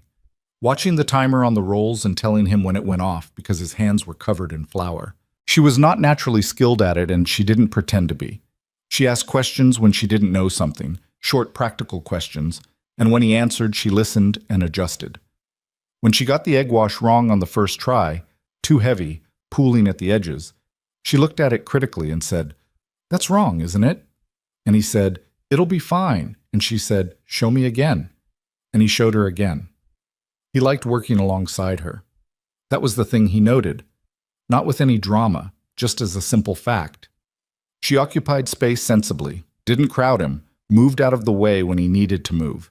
She was comfortable with quiet, which he'd noticed in the messages, and confirmed in the office, and confirmed again now. The silence between them, not awkward, but just present, the way silence should be, carrying nothing. At some point, he'd lost precise track of time, which happened in the early hours when the work had its own rhythm. She said, without looking up from the pastry shells, I've been thinking about what you said, in the office, about being alone in this. Yeah? I think I've been alone in most things for a long time. She paused, still looking at her work. Not because there was no one, because I stopped making the space, I suppose. It became easier to operate independently, less risk. Less risk of what? She was quiet for a moment. Of needing someone and having them not be there. He understood that. He understood it in his bones, in the way that things you've lived become part of your structural understanding of how the world works. The way he'd understood, after Claire, that the specific risk of letting someone matter was that they could stop being there, and that nothing, no amount of preparation or practicality or ironed shirts, actually protected you from that. "I know," he said. "I imagine you do." She finally looked up. "That's different from me knowing it, though. I know it as a strategy. You know it as something that actually happened." "Yeah," he said. "Different weight." "Does it—" She stopped, started again. "Does it get less heavy? Actually genuinely less. Not managed. Less." He thought about this honestly, because she was asking honestly, and she deserved an honest answer. "Some days," he said, "not reliably, but some days you go the whole day and it's not heavy at all. And then that starts to happen more often than not, and then you realize the measure has shifted without you noticing when." He paused. "It took a while, longer than I expected and shorter than I feared." She nodded slowly. She didn't say anything, but she returned to the pastry shells with something different in her expression. Not lighter exactly, but more settled, like she'd been carrying a question for a long time and had just set it down long enough to see its actual shape. Around 7, Lucy arrived. Ethan had forgotten to fully account for this, which was not entirely true. He'd known Lucy would need to come because Mrs. Okafor was at her sister's, and there wasn't another option, but he'd let himself not think about it directly, the way you don't think directly about two things meeting when you're not sure of the outcome. Lucy came through the front when he unlocked it for the pre-opening routine, backpack on as always, wearing the green jacket she'd had since last winter that was getting short in the arms. She stopped when she saw Vivian in the kitchen doorway, wearing the slightly wrong apron, holding a bowl. The two of them looked at each other. Lucy said, "You're Vivian." Vivian said, "You must be Lucy." "My dad described you," Lucy said. "Did he?" Vivian glanced at Ethan with something dry in it. "What did he say?" "That you're honest and you don't make things sound simpler than they are." Lucy considered her with the direct calibrating gaze of a child who has not yet learned to pretend she isn't evaluating you. "I think that's good." "I hope so," Vivian said. "Are you going to keep helping?" Lucy asked, meaning the baking. "If that's all right." Lucy dropped her backpack in the corner where she always dropped it, climbed onto the stool she used when she watched him work, and picked up the book she kept there for slow mornings. "It's okay with me," she said, opening the book with the authority of someone who has just rendered a decision and considers the matter settled. Ethan looked at Vivian, who was looking at Lucy with an expression he couldn't fully read. Something careful in it, respectful, the look of a person encountering something they recognize they don't know how to measure yet. "She grows on you," he said quietly. "I can already tell," Vivian said. They worked through the morning as the bakery opened, Vivian eventually moving to the front to sit at the table by the window because the kitchen was too small for 3 people once customers started arriving. She had her phone out, but wasn't looking at it much. She was watching the shop. The way the regulars came in with their specific rhythms, Mrs. Patterson with her multigrain, the nurses from the clinic, the teenage boy with his 4-minute deliberation. She watched all of it with the particular attention of someone who spends most of their time in rooms where everything is managed and calibrated and has forgotten or never knew what an unmanaged room looks like. During a quiet patch, Lucy slid off her stool and went and sat across from Vivian at the window table. Ethan watched from behind the counter. He couldn't hear what they said at first. The ambient noise of the shop covered it. He saw Lucy ask something and Vivian answer, and Lucy's expression process it with the gravity she applied to responses she was weighing. Then Lucy said something else, and Vivian leaned forward slightly to hear it, and whatever Lucy said made Vivian stop for a moment and look at her. Not the polished processing look, but something open, a little caught. He came around the counter during the next lull, pretending he needed to wipe the table next to theirs. "Because my mom's in the pictures," Lucy was saying. "Daddy keeps them on the shelf. She looks nice." "She sounds like she was," Vivian said carefully. "She had curly hair like me." Lucy pulled one of her own curls straight and released it, watching it spring back. "Daddy says I have her laugh too, but I don't know because I can't hear it." Vivian was still. That's hard, she said quietly. Yeah. Lucy looked at the curl. But Daddy says she wanted us to keep doing things, living and stuff. She told him before she died that that was what she wanted. Lucy looked up at Vivian with the directness that was her baseline mode. Did you know that was a thing? That people tell you things like that? I didn't, Vivian said. But I think I do now. Lucy nodded, apparently satisfied. Then she said, Do you like bread? I'm learning to, Vivian said. My dad makes the best bread, Lucy said without particular emphasis, just as a factual matter. In case you didn't know. I'm starting to understand that, Vivian said. She looked across the shop at Ethan, who looked back at her. And the thing that passed between them was not dramatic. No music, no particular framing, just a man behind a bakery counter and a woman at a table by the window and a child between them explaining something obvious that neither adult had managed to say clearly yet. Ethan went back to the counter.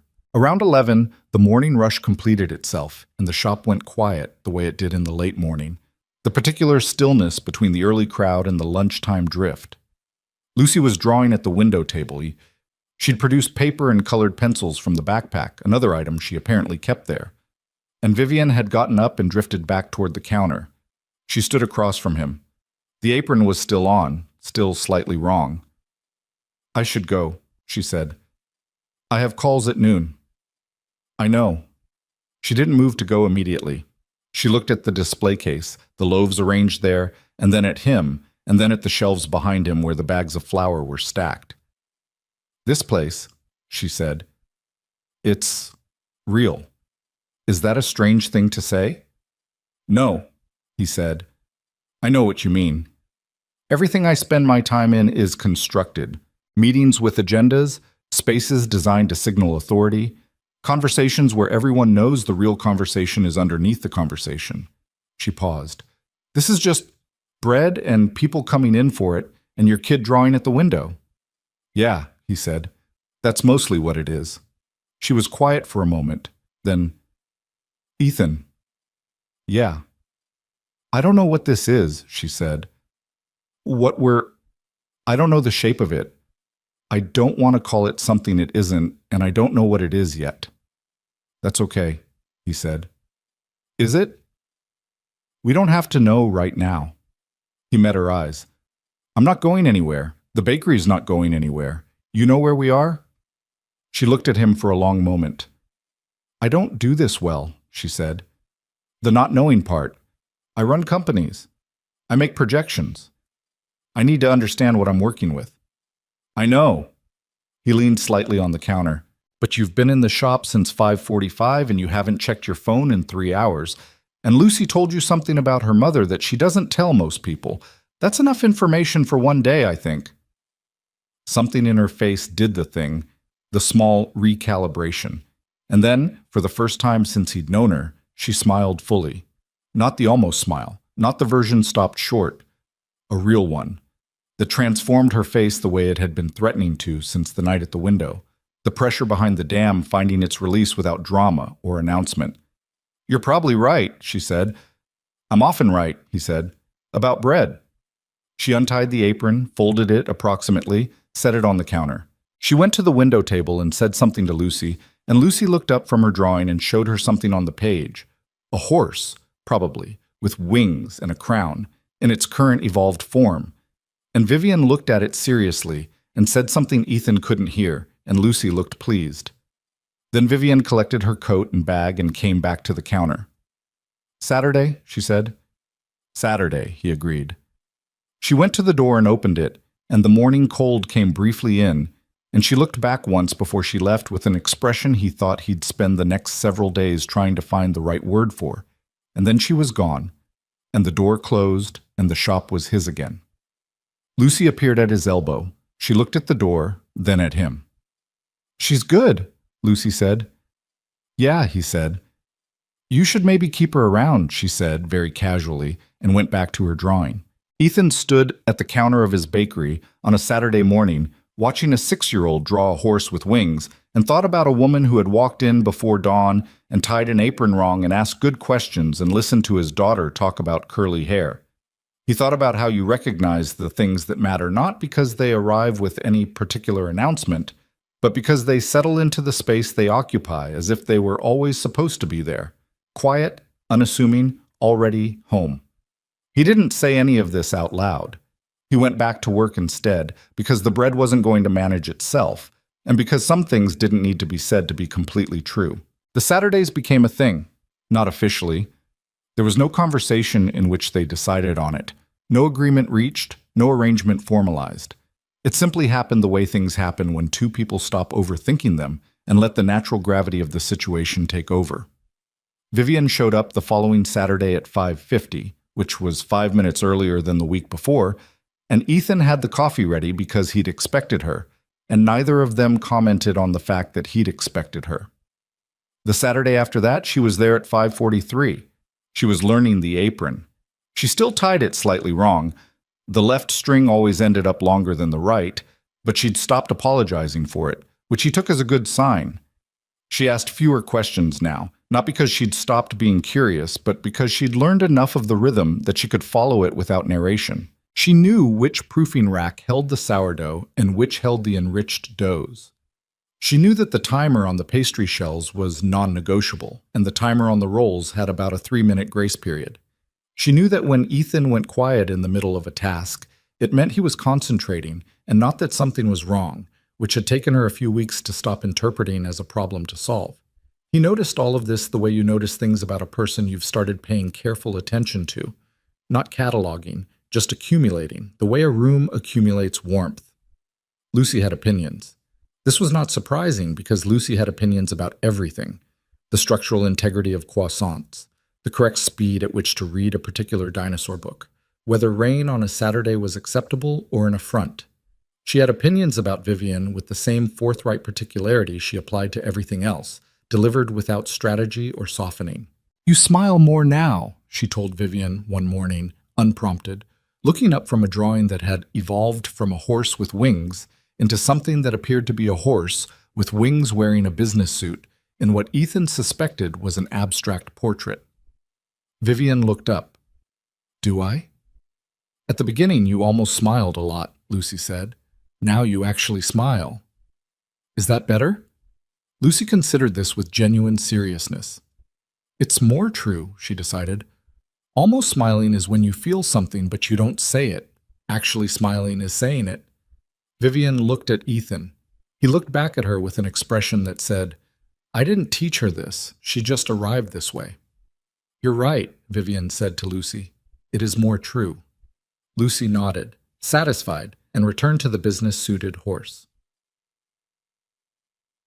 The Miranda Cross situation resolved itself the way these things do. Not in a single clean moment, but in a series of diminishing pressures, like a storm system losing its energy over land. The internal board review had taken 6 weeks. In the end, Miranda had resigned before the formal conclusion, which was the outcome everyone involved seemed to have anticipated, and which Vivian described to Ethan without particular satisfaction, just the flat acknowledgement of a process completing itself.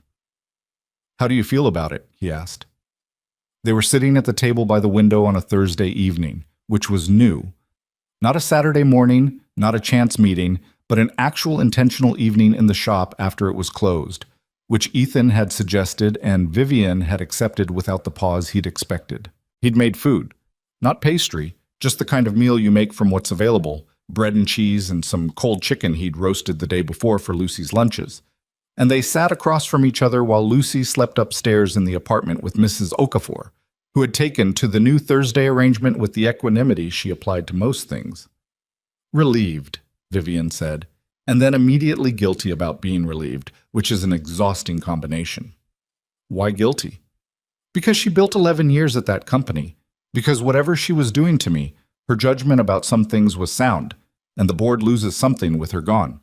She turned her wine glass in her hand. "I didn't want to destroy her. I wanted to be allowed to do my job. That's not the same thing." "No, but it ended up being the same event." He thought about this. "You could have handled it the other way," he said. "Let her build enough to force you out rather than fight. Most people would have called that the pragmatic choice." "I know.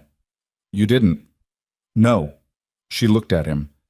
You told me I could live with losing something I fought for honestly. I couldn't have lived with not fighting. He didn't say anything. He pulled a piece of bread apart and ate it and looked at her across the table in his closed bakery. The street outside gone dark, the city doing its nighttime version of itself through the window. The board wants me to bring in a deputy CEO, she said. Someone who can take institutional load, so I'm not... She paused. So I'm not trying to run everything alone. That sounds sensible. It is sensible. She paused. It's also something Miranda suggested 18 months ago, and I declined because I thought it would dilute my authority. And now? And now I think I was wrong about that. She said it with the same flatness she used for difficult truths, no performance, no self-flagellation, just the fact laid down plainly. I was protecting something that didn't need protecting that way. Authority isn't diluted by trusting someone. It's strengthened. He looked at her. Who told you that? She met his eyes with a dry, clear expression. Someone who eats his failed batches to stay honest. He laughed. The actual kind. Short and involuntary. The same kind she'd first produced from him at the event that felt now like it belonged to a different chapter of things. In a way it did. There's something I need to tell you, she said. He looked at her. The board approved an expansion last week. A new operational division in 3 cities, Denver, Seattle, a European office in Amsterdam. She paused. The Amsterdam office will need significant personal attention for the first year, 18 months possibly. The table was quiet. Outside, a car passed. Are you telling me you're leaving? He said. I'm telling you the situation, she said. I'm not telling you I'm leaving. I'm telling you what's coming, and I'm telling you now, before it's decided, because... She stopped. Started again. Because that's what you do when someone matters to you. You don't manage the information. You just say the thing. He heard his own language in it, returned. He sat with it for a moment. Amsterdam, he said, for stretches. Not permanently. There would be travel back regularly. She held his gaze. I'm not disappearing. I'm telling you it's complicated. It's always been complicated, he said. From the first night. Yes. She didn't look away. I'm asking whether complicated is something you can... Vivienne. She stopped. I raised a kid alone for 4 years, he said. I built a business from nothing on margins that wouldn't interest anyone in your building. I've been figuring out complicated for a long time. He paused. You're not the complicated part. She was quiet, and he could see her processing it. The full, careful processing that was simply how she was, that he'd stopped trying to read as reluctance and had learned to recognize as the thing that made her trustworthy, the fact that she didn't say things she hadn't actually thought. I don't know how to do this, she said. A relationship like this, where it matters enough to, where the stakes are real. I've had relationships that were convenient and ones that were strategic and ones that just happened without intention. And none of them required me to actually, she exhaled, to actually show up. I know, he said. I'm going to get things wrong. So will I. I'm harder to reach than most people. Not by choice, just there are a lot of walls I built that I don't always notice are walls. I noticed them, he said. The first night. You were standing near a door instead of in the room. He met her eyes. You let me stand there with you. That's enough of a start. She looked at him for a long moment. Then she said very quietly, I didn't call anyone else from the parking structure. After the board meeting, I sat in my car and the first call I made was to you. I know, he said. That's not normal for me, she said. I'm not usually someone who needs to call someone. You didn't sound like you needed to, he said. You sounded like you wanted to. That's different. She looked down at the table. When she looked up again, her expression had that quality it sometimes got, the one that wasn't quite the almost smile, but was in the same family, something that had been held a long time and was making its way toward release. I'm going to Amsterdam, she said, and I'm going to come back, and I'm going to be in this city, and I'm going to walk into this bakery on Saturday mornings and tie the apron wrong, and you're going to not correct me, and Lucy is going to tell me things that I don't expect, and I'm going to need a minute to figure out how to answer. And it's going to be, she paused, real, not managed, real. Yeah, he said. That terrifies me. I know, he said. You came back every Saturday anyway. She looked at him. He looked at her. The bakery held them the way it held everything, without ceremony, without demanding anything, just the warm permanence of a room that had been built with intention and was good at being what it was. Okay, she said. Okay, he agreed. He told Lucy that evening after Vivian had gone. He'd been uncertain about how to do it, whether to wait, whether to frame it, whether to find the exactly right words. He was still working out the exactly right words when Lucy, who was supposed to be asleep, appeared in the kitchen doorway in her pajamas at 10:15, with her hair doing the thing it did when she'd been lying on it, and said, "Is she your girlfriend now?" He set down his glass of water. "It's 10:15. "I know. Is she?" He looked at his daughter in the doorway, 6 years old. Curly hair from her mother, eyes that missed nothing, a horse with wings in her drawing pad and a brain that had been asking the right questions since before she had the words for them. "We're figuring it out," he said. "But yes, in that direction." Lucy processed this with her characteristic gravity. Then she said, "I think that's right." "Yeah?" "She needs us," Lucy said. Not like needy. More like, you know how some plants need a specific kind of light? She appeared to be working this out as she spoke, which was how she worked most things out. "She's been in the wrong light."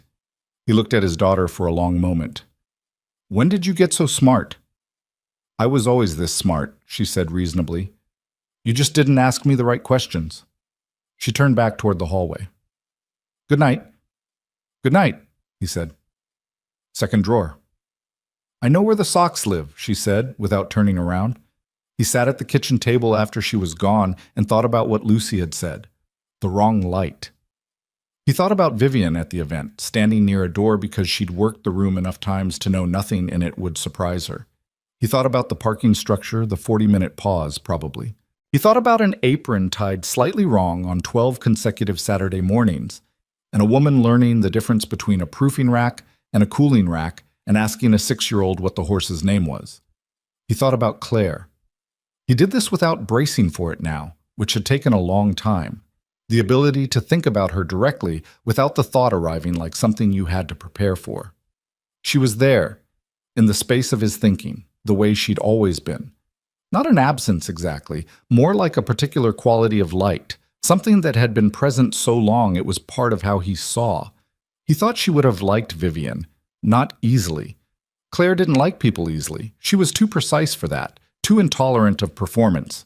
But she would have respected the directness, the willingness to say the hard, true thing, the way Vivian moved through the world with a rigor that she applied to herself as honestly as she applied it to anything else. Claire had respected rigor.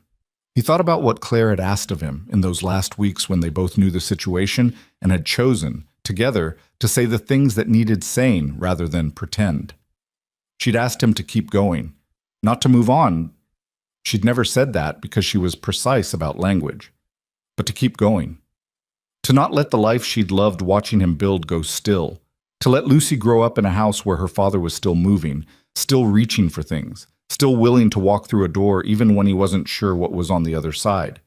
He had tried. Some days better than others. But he had tried.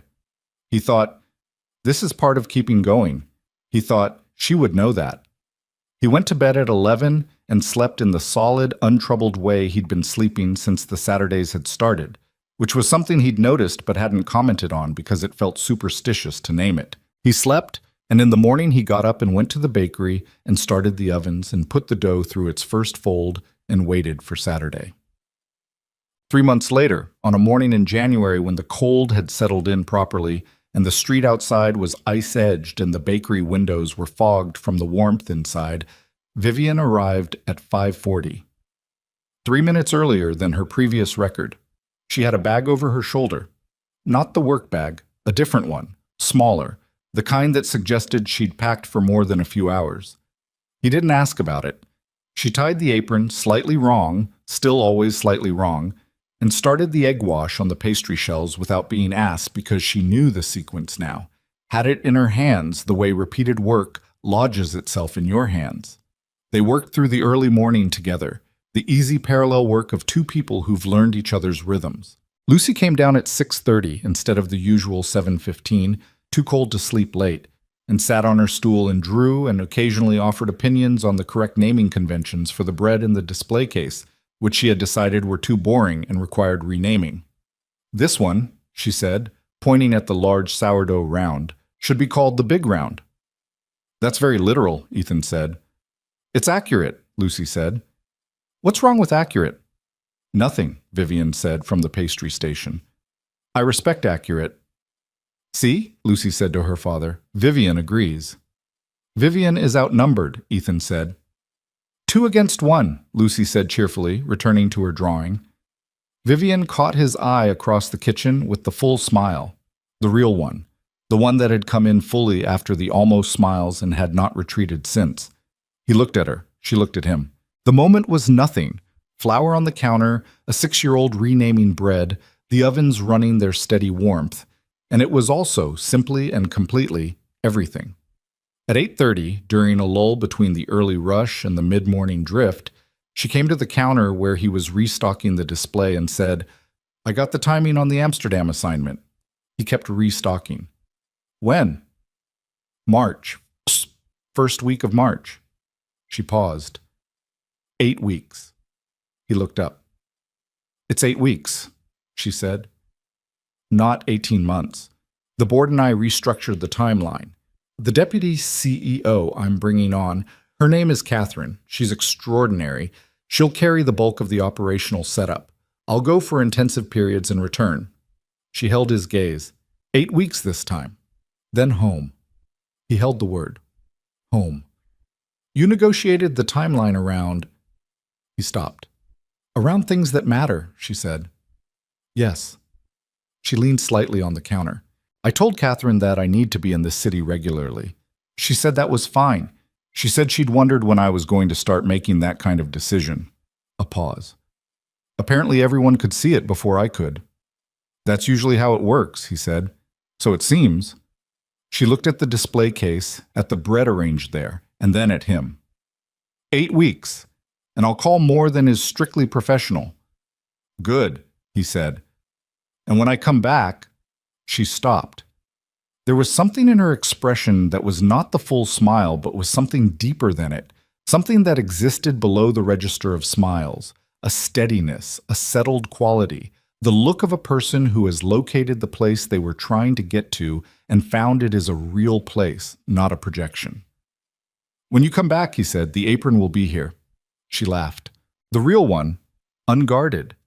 The one that had surprised him the first time, and still surprised him now in the sense that it always felt like the most undefended thing about her.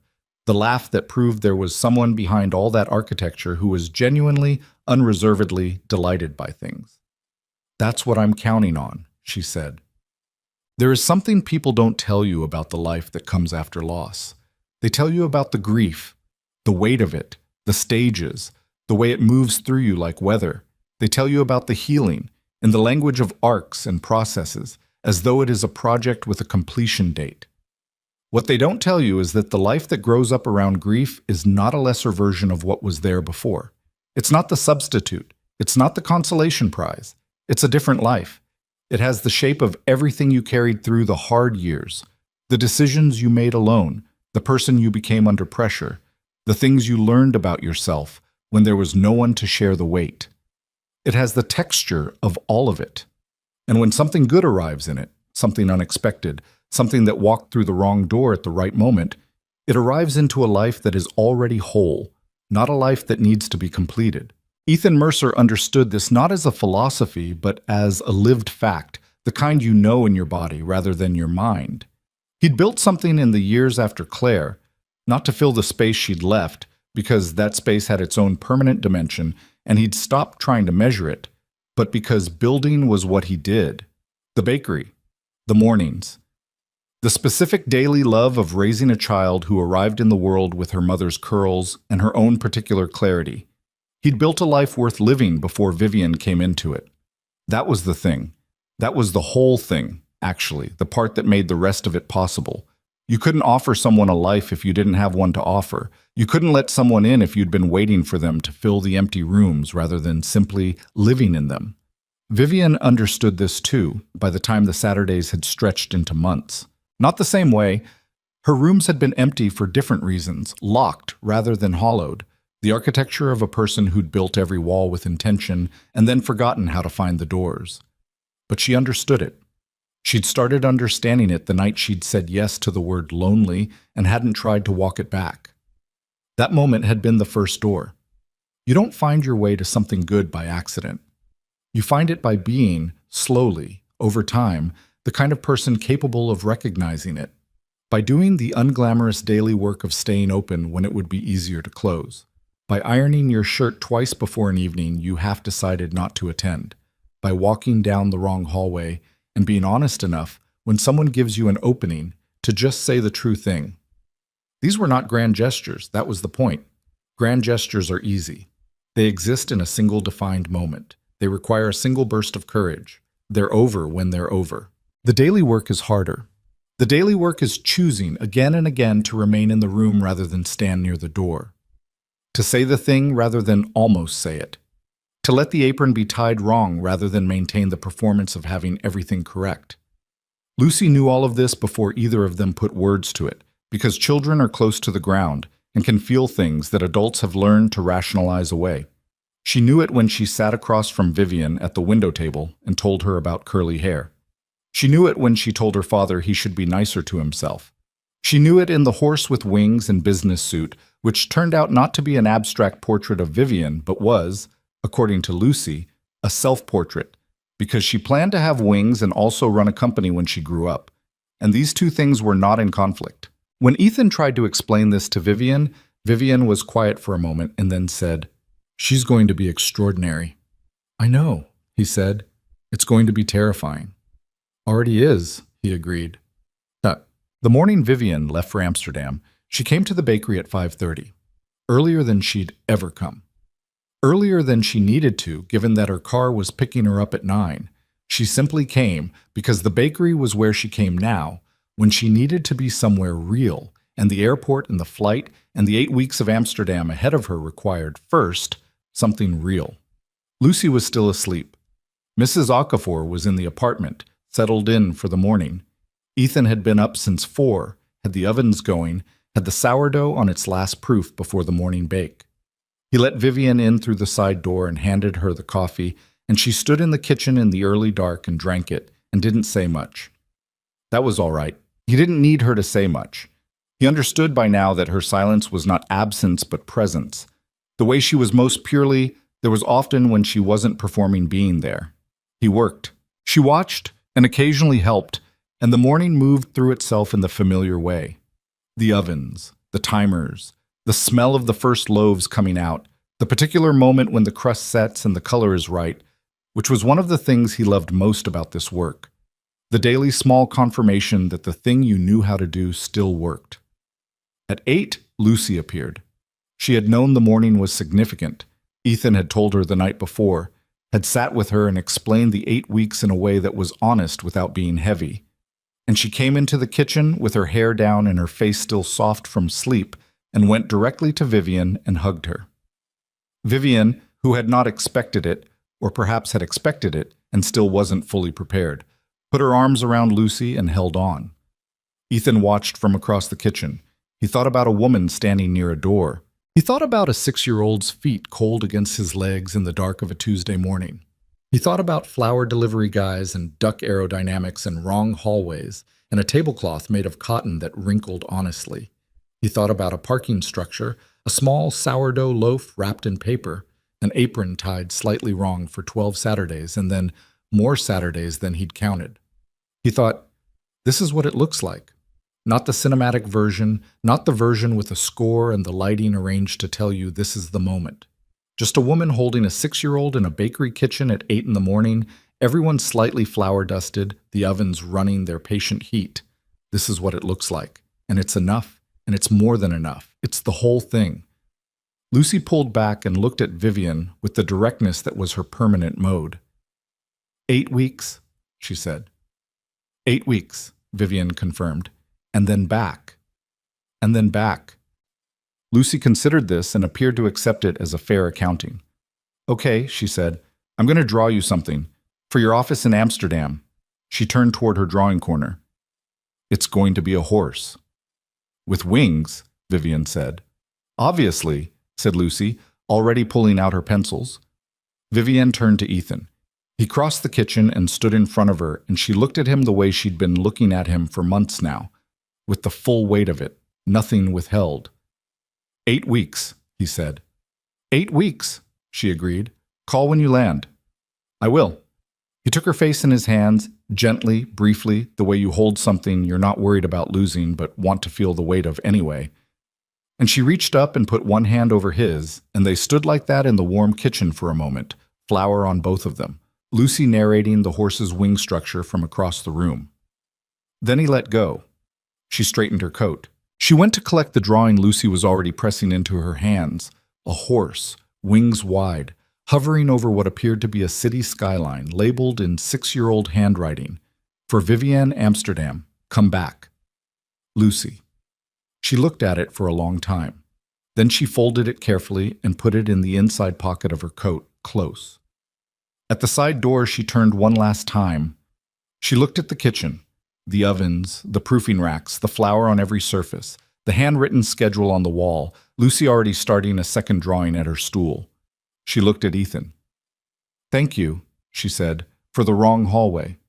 He almost smiled. Then he actually smiled. Thank you for making me stay. She went out into the January morning, and the door closed, and the bakery was full of warmth and bread and a 6-year-old drawing horses.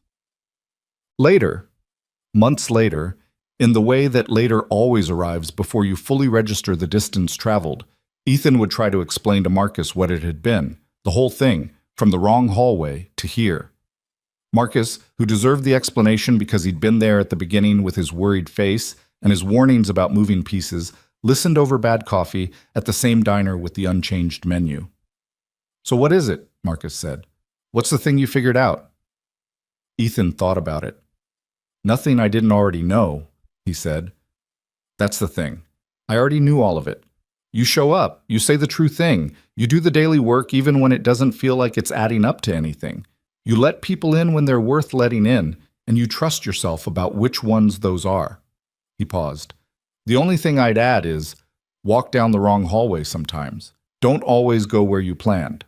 Marcus looked at him. That's a lot to get from a networking event you weren't supposed to be at. I wasn't supposed to be at, Ethan agreed. And here we are. Marcus drank his coffee and said nothing for a moment, which was his version of conceding the point. She's good for you, he said finally. Yeah, Ethan said. Lucy likes her. Lucy already has a business plan they're developing together, Ethan said. Something about a horse-themed consultancy. I'm not fully across the details. Marcus looked at him with an expression that was about 12 different things at once, and then shook his head, and they finished their coffee, and the city continued outside the windows. That same week, early on a Thursday before the shop opened, Ethan stood behind his counter and looked at the space he'd built. The display case, the shelves, the worn wooden floor, the windows that faced the street where the dry cleaner and the record shop were coming awake for the morning. He looked at the handwritten schedule on the wall. He looked at Lucy's stool, empty right now, waiting for Saturday. He thought about a name on a small loaf wrapped in paper. He thought about how long it had taken him to understand that a name on a piece of paper was the whole argument, not what someone owned, not what they'd built or achieved or been called by the world, but the singular, irreducible fact of who they were, that you could give someone that you could look at them and see past every layer of construction and see this person, just this person, and say so. He thought about how few people did that for each other. How most people, most of the time, saw the version someone had built for public consumption, the version that was managed and careful and designed to make the right impression, and responded to that, and both people kept their real weight private, and the whole thing stayed at a careful distance because distance felt safer than the alternative. He thought that distance was not actually safer. Distance was just a different kind of loss, deferred. He thought about Lucy, who had never learned distance because she was 6 and hadn't been taught it yet, and who therefore walked through the world asking real questions and getting real answers and drawing horses with wings, because why wouldn't you? Why would you draw a horse without wings if you could give it wings? Why settle for the version of the thing that can't fly? He thought, she's right. She's always right. He turned the sign on the door from closed to open. The morning came in. It came in the way mornings do in a small bakery in a neighborhood that is not famous for anything, not written about in food magazines, not on anyone's list of significant addresses. It came in the form of Mrs. Patterson, with her multigrain and her particular Tuesday rhythm of it, and the nurses from the clinic splitting their apple turnovers like the ritual it was, and the teenage boy who stood for 4 minutes in front of the display case before ordering the same plain croissant he always ordered, and a handful of new faces who'd found the place through the Instagram account that Ethan had stopped arguing against. It came in as ordinary as everything that matters always is. Ethan worked behind his counter and made change and wrapped bread in paper and answered questions about the sourdough with the patience of someone who'd answered them 1,000 times and still meant every word because it mattered to get it right, because the thing deserved to be understood. On the shelf behind him, the photographs were where they had always been. Claire in the frame he'd chosen, her curly hair, her particular smile, the one she'd had when she was being honest about something she found funny. He'd put it there 4 years ago and it had stayed there, part of the room, part of how the room knew itself. He didn't take it down. He was never going to take it down. That was not how any of this worked, not how love worked, not how loss worked, not how the life that grows up around both of them works. She was there. She was always going to be there. That was the truth, and it coexisted with every other truth, and none of them canceled each other out. He had learned that love was not a finite resource, that you could carry someone who was gone and still open your hands to someone who was here, that the capacity to love did not diminish with use. It expanded, stretched by what it had already survived, made larger by loss rather than smaller. He thought that was perhaps the most important thing. The thing he would have told himself if he could go back to the man standing in front of a bathroom mirror, ironing a shirt twice, wondering why he was bothering. Bother, he would have said. It matters that you bother. Walk through the door. Say the true thing. Let the apron be wrong. Show up. 8 weeks later, on a Saturday morning before the city was fully awake, there was a knock at the side door of a bakery in Creston District, between a dry cleaner and a record shop, on a street that was nothing special, and also, like most streets that hold the ordinary weight of people's actual lives, entirely worth existing on. Ethan opened the door. Vivian was standing in the cold with a bag over her shoulder and her hair loose and her breath making small clouds in the January air. She was holding a folded piece of paper, a drawing, slightly wrinkled at the edges from weeks in a coat pocket, a horse with wings over a city skyline. "I brought it back," she said. "Lucy should have it." He stepped aside to let her in. She crossed the threshold and the warmth of the bakery came around her. The smell of it, the particular quality of it, the things she'd learned to call home without making a big announcement about it. He handed her the apron. She tied it, slightly wrong, the left string longer than the right. He didn't correct it. She moved to the pastry station and picked up the brush and looked at the shells waiting on the tray. "Egg wash?" she said. "Egg wash," he confirmed, and the morning started.